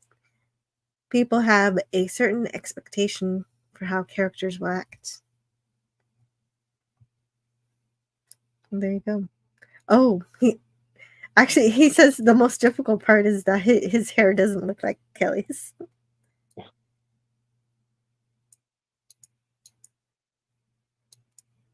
Well, there you go. And I like this blog. This blog has a lot of fun production stuff. That they released as they were doing it. Mm-hmm. Oh, did I say hi to Devil Flyer? I don't remember. Hello, Devil Flyer. So, thank you so much, Dan, for being here. Did you need to head out? I was wondering if you're doing okay or if I need to let you go. No, I'm doing okay. Okay, good. But you were saying you like the names of the next two episodes. Yeah. The one next refers to dragons, for example. Right. Right. The next episodes are... Oh, did I not upload them? Episodes 6 and 7. Here they are. Come not between... Okay, I can't read all of it because... Oh, wait. Come not between the dragons. And then the second episode for next week is going to be Embracing the Winds.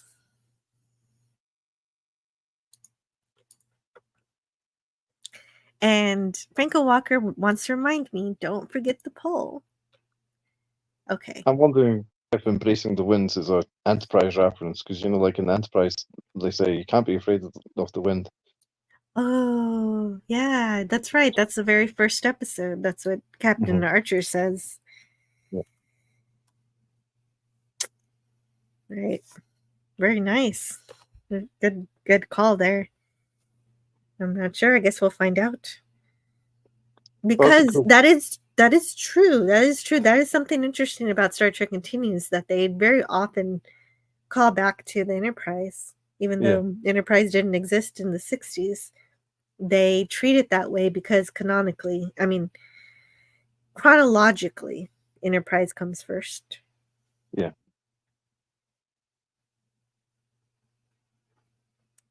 So what's the poll about, Jill? The poll is, if you want to vote in the poll, it answers the question that I already asked you. Only I cannot vote in it because I made the poll. Which episode do you enjoy more, The White Iris or Divided We Stand? And so far, The White Iris is actually winning. Oh, wow. And yeah, well, that one really calls back from the past, and it makes you think about really great Star Trek episodes. Yeah, that's true. And it's really it's a hard-hitting episode emotionally in the end. Even if it takes a while to build to it, it does get there. Even without Carol Marcus. Yeah. No, yeah, I thought it was really cool seeing Miramani and Edith Keeler, and actually the woman that's from the Farragut as well. I thought it was interesting that they flashed out Kirk's backstory once again in that from that era, like they did with the episode Obsession in the original series. So Exactly. I thought it may have been cool that Kara Marcus, if Kara Marcus had been used, but I don't think it's necessary, particularly. Still enjoy that episode. Right. And even if they did show her, we wouldn't know about the son until later. So it Yeah. would just be her. Yeah. And I do enjoy having a new character from his past that we didn't know about before. Also. Yeah, definitely. And I like Divided We Stand, even though the whole history thing didn't really happen. I mean, it did really happen. The Civil War really happened, but it wasn't like Kirk and Spock were actually in their Civil War of their timeline. And I think that's a real creative way to do it, something different, where you get to visit history without actually being in the holodeck or without being in time traveling. It was the only. I liked during this live stream. I realized, that concept's quite like the Inner Light. Mm-hmm. Definitely like the Inner Light. Except it wasn't an intentional probe. It was just nanites having fun doing something. They had to be destroyed, and they were. There was no attempt at communication or anything. But I guess you can't communicate with the virus when you realize what the Borg are. You don't communicate with the Borg. I think they do in that. I was trying to remember the Next Generation episode where it's got nanites in it, and it's got there's a character called Paul Stubbs. I think it's episode 1 of season 3. I think like they try to make contact with the nanites in that.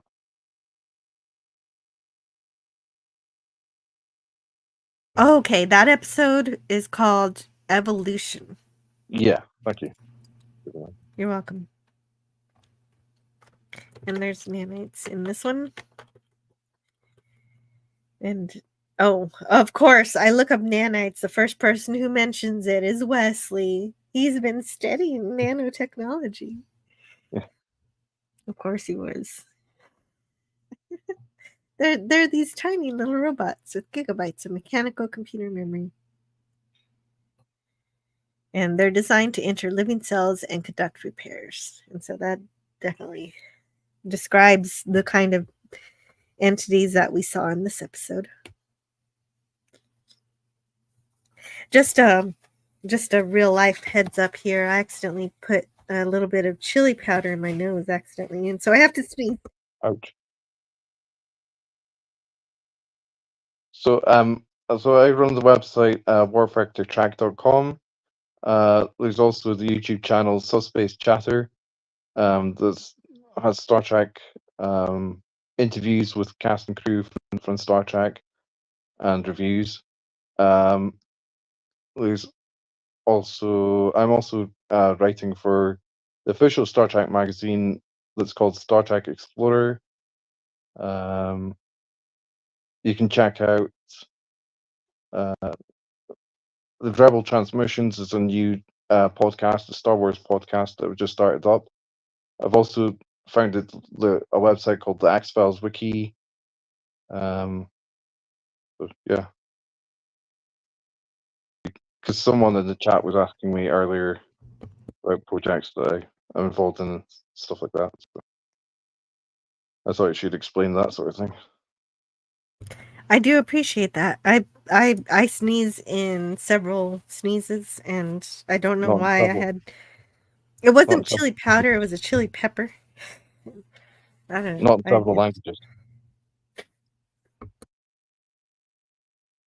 I thought Have it might it in be several languages. well, I thought you might sneeze in several languages. There might be I your did. attempt. Yes, I'm trying to communicate with the nanites. Yeah.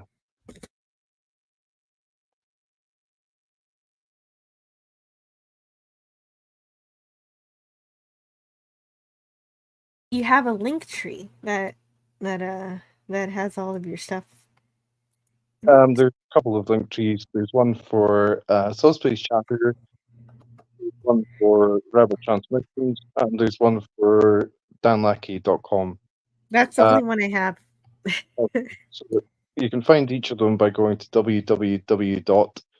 For example, rebeltransmissions.com, and that will take you to the link tree for Rebel Transmissions, and or www.subspacechatter.com. Then you'll find the link tree for all the Subspace Chatter stuff, and or www.landmacky.com, and you find lots of links on the link tree with links to projects that have started up, or places you can listen to the music that I've made, or there's a lot of links if you're interested.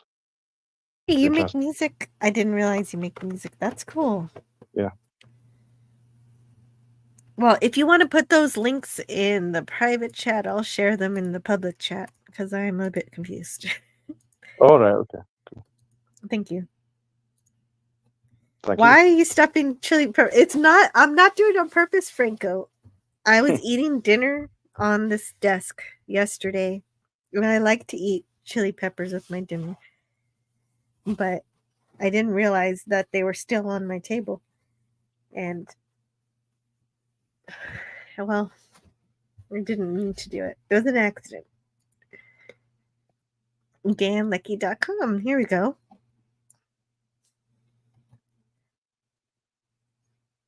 Okay, that's the one that I have. I have this one. And it has his Twitter, Instagram, Blue Ski. I've never heard of Blue Sky. What's Blue Sky? It's like a different kind of Twitter. Yeah, it's similar to Twitter. I realized also today that I should probably add my IMDb page, and I will shortly have apparently a Memory Alpha article about myself as well. You have a Memory Alpha article? Yeah, it will be published soon on Memory Alpha. Oh, awesome! That'll be great. Way to go! That's serious. That's seriously cool. Yeah, I worked as an admin on Memory Alpha for 6 years, and still friends with some of the admins and stuff like that. And one of them was telling me a lot about the developments that are happening on Memory Alpha, which I think is really cool. Of course, yeah, Memory Alpha, of course. That is really great. They've started adding like podcast listings. Oh, they do. Beginning with the ones that have been done by Roddenberry.com. Oh, right. I do like that Roddenberry is starting to also review the Orville. Oh, cool. Because as far as modern Star Trek goes, the Orville is the closest thing we have to modern Star Trek. And so I really appreciate that Roddenberry is taking note of that. Oh, I didn't even know Subspace Chatter had a YouTube channel. Look at that. Okay. Actually, I want to share my whole screen here.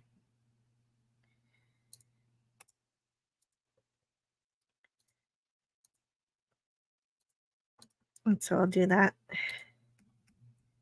There you go. Only 280 subscribers. Hey, I gotta get more than that.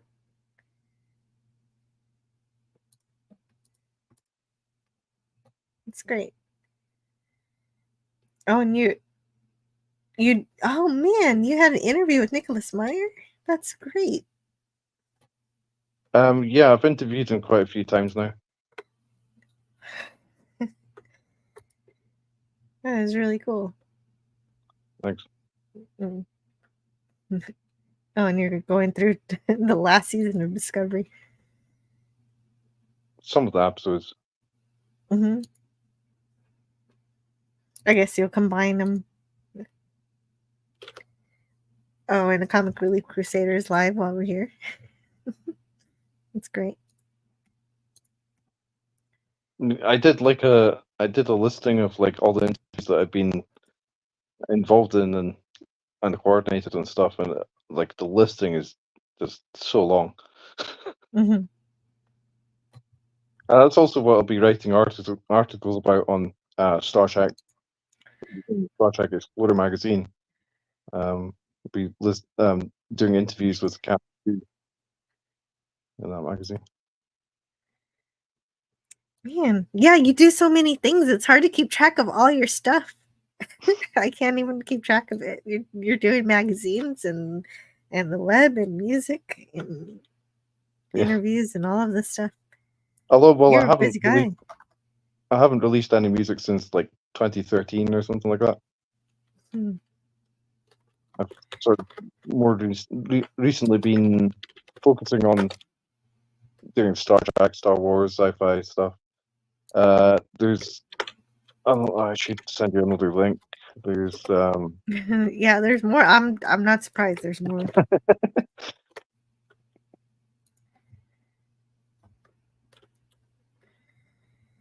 Let's see if these actually work as links in the chat. Sometimes that doesn't work with if there's no HTTPS. I think I need to do HTTPS. Or is it HTTP?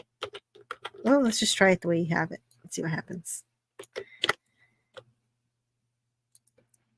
So we can share this with our listeners. Yeah, see, I knew those weren't going to turn into hyperlinks. All right. Okay.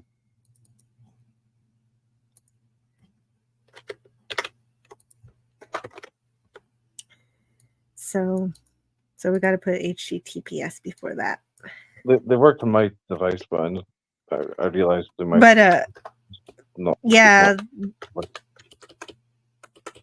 they work normally, but for whatever reason, YouTube chat doesn't like it without the hypertext transfer protocol. Yeah.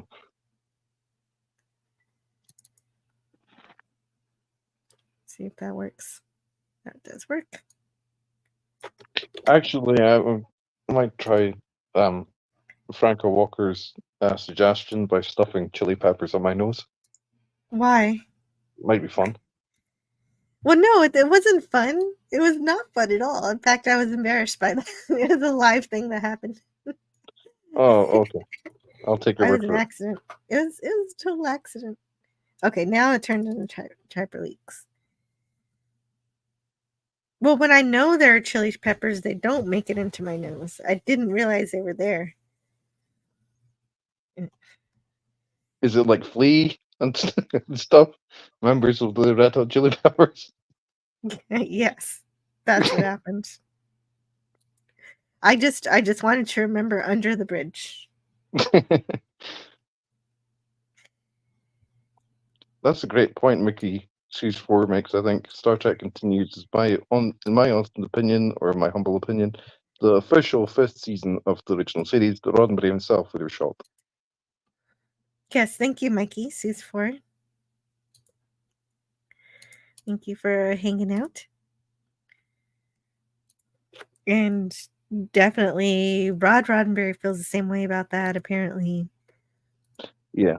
And someone else does too. I forget who it was. I think Rod Roddenberry needs to like all Star Trek, like he's involved in the production of like Picard and Well, he's executive producer, but how much is he actually doing in every series? I don't know. Yeah. But also at the same time, like there is a quote from him like saying, how much he loved Star Trek Continues. There's a Wikipedia about that and stuff like that. I think that's cool. Very cool. And okay, so we had a poll here. Divided We Stand is coming out on top now that a few more people know about the poll. I'll leave it up just for a little while longer while we look at some of the music for this episode, since I have a little more time, and then we'll wrap this up. Oh, cool. Because if you go to Star Trek Continues on YouTube, you can see the scoring for this episode. And I won't play this whole thing or anything, but I'll play a little bit. I'll just skip around in the video and see what's cool about it.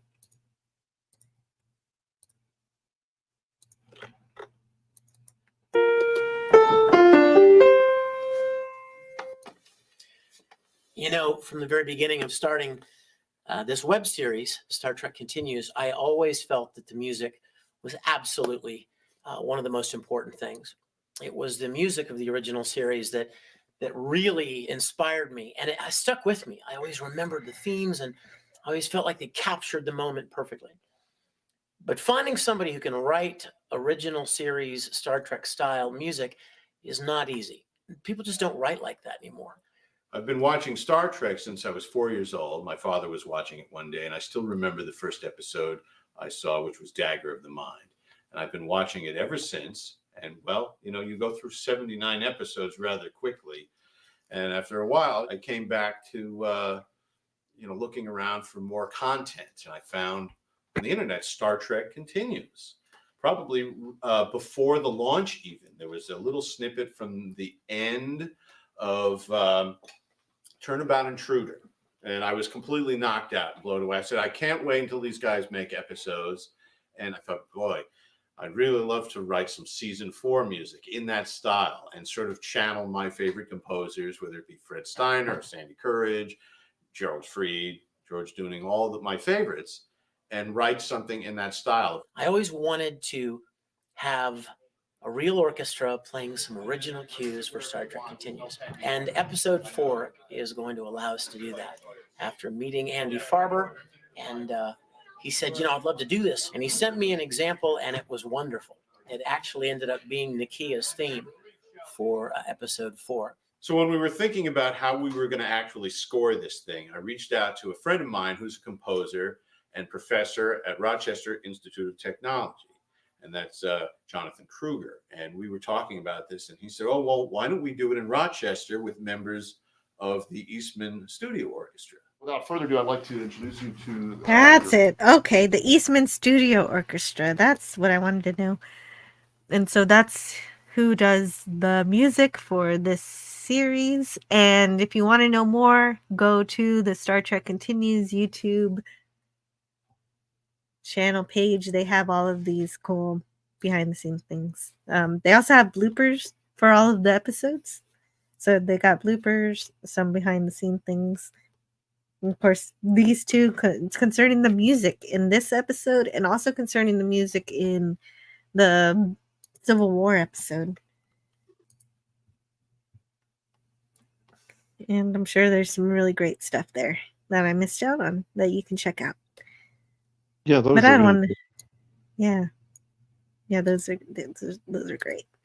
Mm-hmm. But next time, we're going to talk about 2 more episodes. So we're going to talk about Come Not Between the Dragons and Embracing the Winds, which may or may not have to do with Enterprise. We'll find out.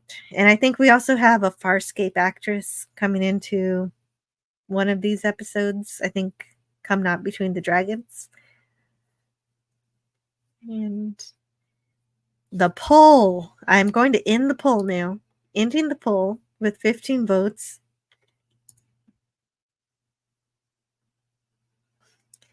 And which episode do you enjoy more? Divided We Stand at 53%.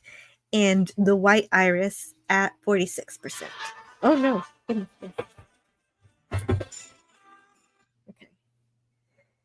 Don't worry about that. That's just a little Red Dwarf for you for just a couple of beats. That was a great theme tune. I love it. And a great series, too, which one day I may talk about. But and for which now... You're doing more of soon. Right? Every time I think Red Dwarf is over, they keep coming back. Yeah. They never quit. Yeah. Which is a good thing. Mm-hmm. Franco Walker, reminds me to do the poll. Divided We Stand gets 53%. Usually I share the screen. And thank you to Franco Walker for posting the Star Trek Continues YouTube link into the chat. That's really helpful. It is. Franco Walker is so extremely helpful. He's the best. Yeah. Appreciate you, Franco Walker. And 53% voted for Divided We Stand, 46% for the White Iris. So that's pretty close. That's pretty close. People enjoy this episode fairly evenly. Franco Walker thinks the Red Dwarf cast are too old now. Hey, they can keep breathing, they can keep acting. Right? Why not? I guess it is a little weird for Crichton because he's supposed to be a robot, so you've got to cover that up.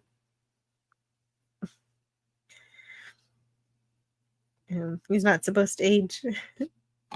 Yeah.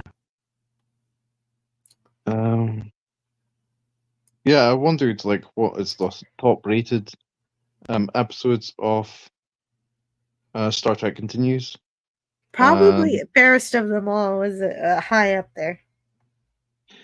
Well, yeah, so like the top 3 are fairest of them all, then the 2-parter at the end. Oh, and right, like Mike Seuss4 says, the 2-parter goes directly into the motion picture. Yeah. And so I want to thank you for being here, Dan Leckie. I want you to let me know what you're doing on the internet. I know you told us a little bit about it earlier, but maybe tell us what you're doing this week and what you're getting ready to do. I'm doing things online. That's it. And I posted all your links. Your danleckie.com, rebeltransmissions.com, which is your Star Wars podcast, and subspacechatter.com, which is your Star Trek podcast. But you're doing so many things. You go to all of those link trees and you can see all of the cool stuff that you're connected with. Yeah. There's also Sci-Fi Scan, which is a general sci-fi website, which I haven't done much yet, but I haven't done much yet with that. But there will be more coming soon. That is cool. Well, I'm thinking of starting a website too, but just for my podcast. I'm not really doing all of the great many things that you're doing. So thank you for bringing your knowledge and your insight and your trekkiness here with us today. Thank you, Joe. You're welcome. Great. And Real Wade Nation Gaming, hello. And Green Lion, thank you so much for subscribing today. It says here that you subscribed. Thank you for subscribing. My Stream Elements knows when someone subscribed. That is awesome. When that happens, live on air. And thank you so much. I had an incredible time talking to you about this fan series, to you guys in the chat, Green Lion, Real Wade Nation Gaming, Franco Walker. And we also chat. A great, wonderful chat. Really helpful. Penny was also here taking care of her grandchild. Devil Flyer Momentum also said hello. It was great to meet Lance as well. Classic Comics. Oh, of course. Lance from the Outcast Creative is incredible. I love that guy. Well, a lot like you. You guys have some stuff in common in terms of being well connected, in terms of being able to talk to people in productions, certain series, franchise productions and movies. And he also does interviews and things. So cool. So I'm so glad that y'all are friends now. I noticed this description that said something like writer, director, like acting coach, and I was like, wow. Yeah, he's multi-talented also. That's very cool. You're both so cool. Yeah. Thank you so much. Thank you. Yeah, no, so I'm mostly just a fan, but I do my research so I can hang with the cool guys like you and Lance. And Daniel's Hot Topics was also here. And he told us all of the different doctor quotes. I'm a doctor, not a. And I love the doctor from Voyager who brings that back pretty well. Yeah.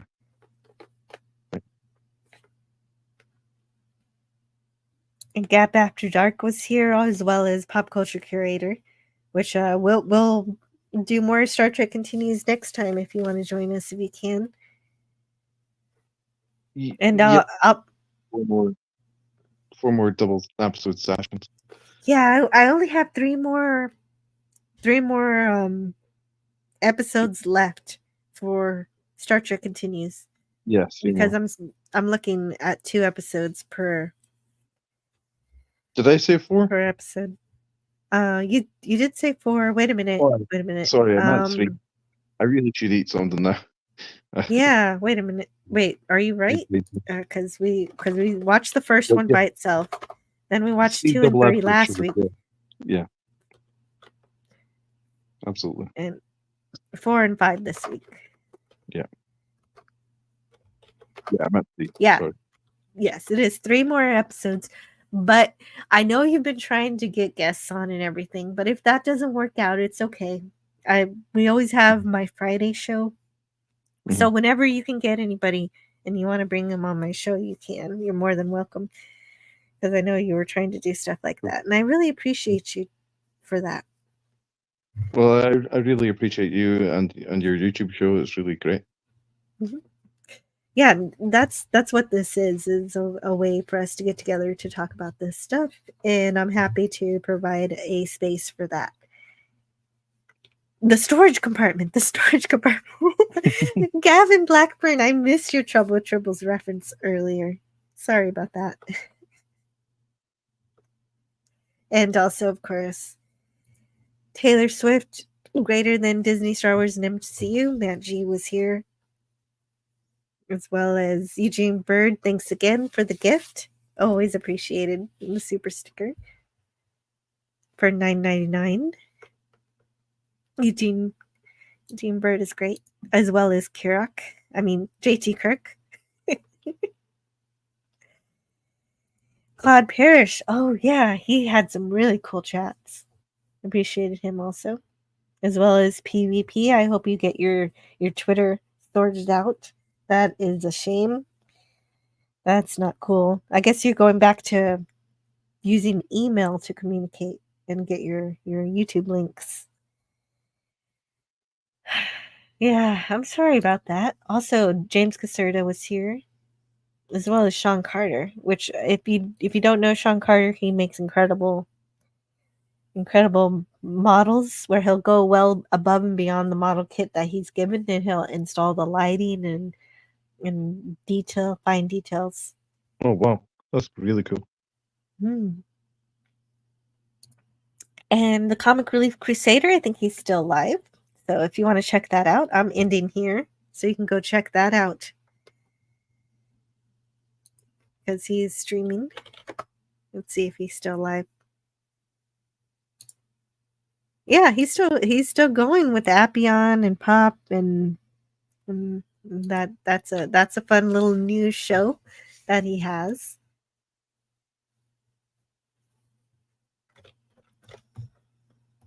And I think I covered everybody who was even in the chat today. So Lemon Pie. I missed Lemon Pie. That's it. I got everybody. Where can you be found on the interwebs? So maybe. Oh, me. Well, here, obviously, on my channel, Anti-Derivative Jill. But also, if you've been looking at scrolling at the bottom, I'm also at Anti-Derivative1 on Twitter. And so I'm not in too many places that I share out, but I guess they're there. They're in the about page on my YouTube channel.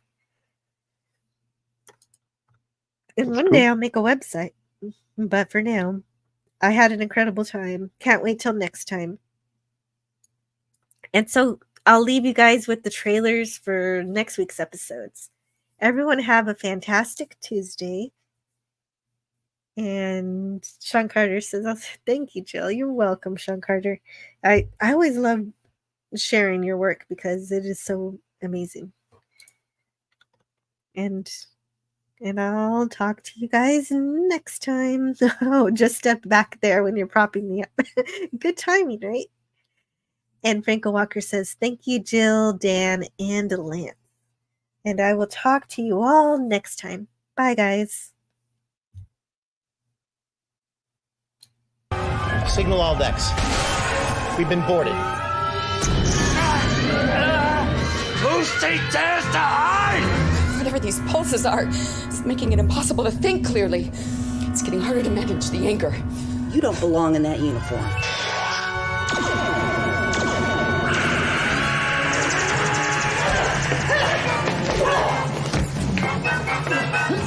So, Commodore, to what do we owe this pleasure? The crew of the Hood has been lost. Enterprise, we've got a containment failure. Get us out of here. Inaccurate. Inaccurate. Data in error. The computer would appear to disagree with you, Commander. I'd prefer not to discuss the matter, sir. Their deflector screens have activated. It's impossible to get a look. We can't bring them back.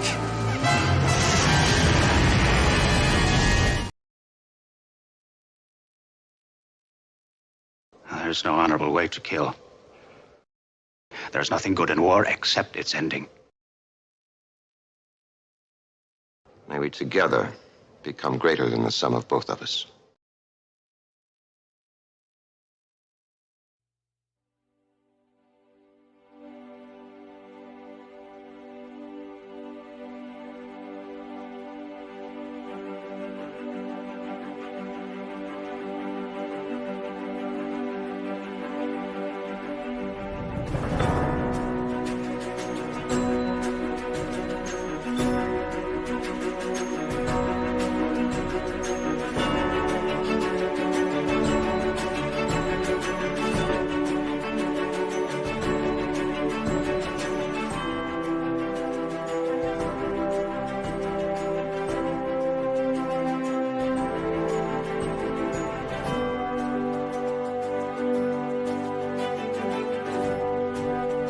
Learn all that is learnable.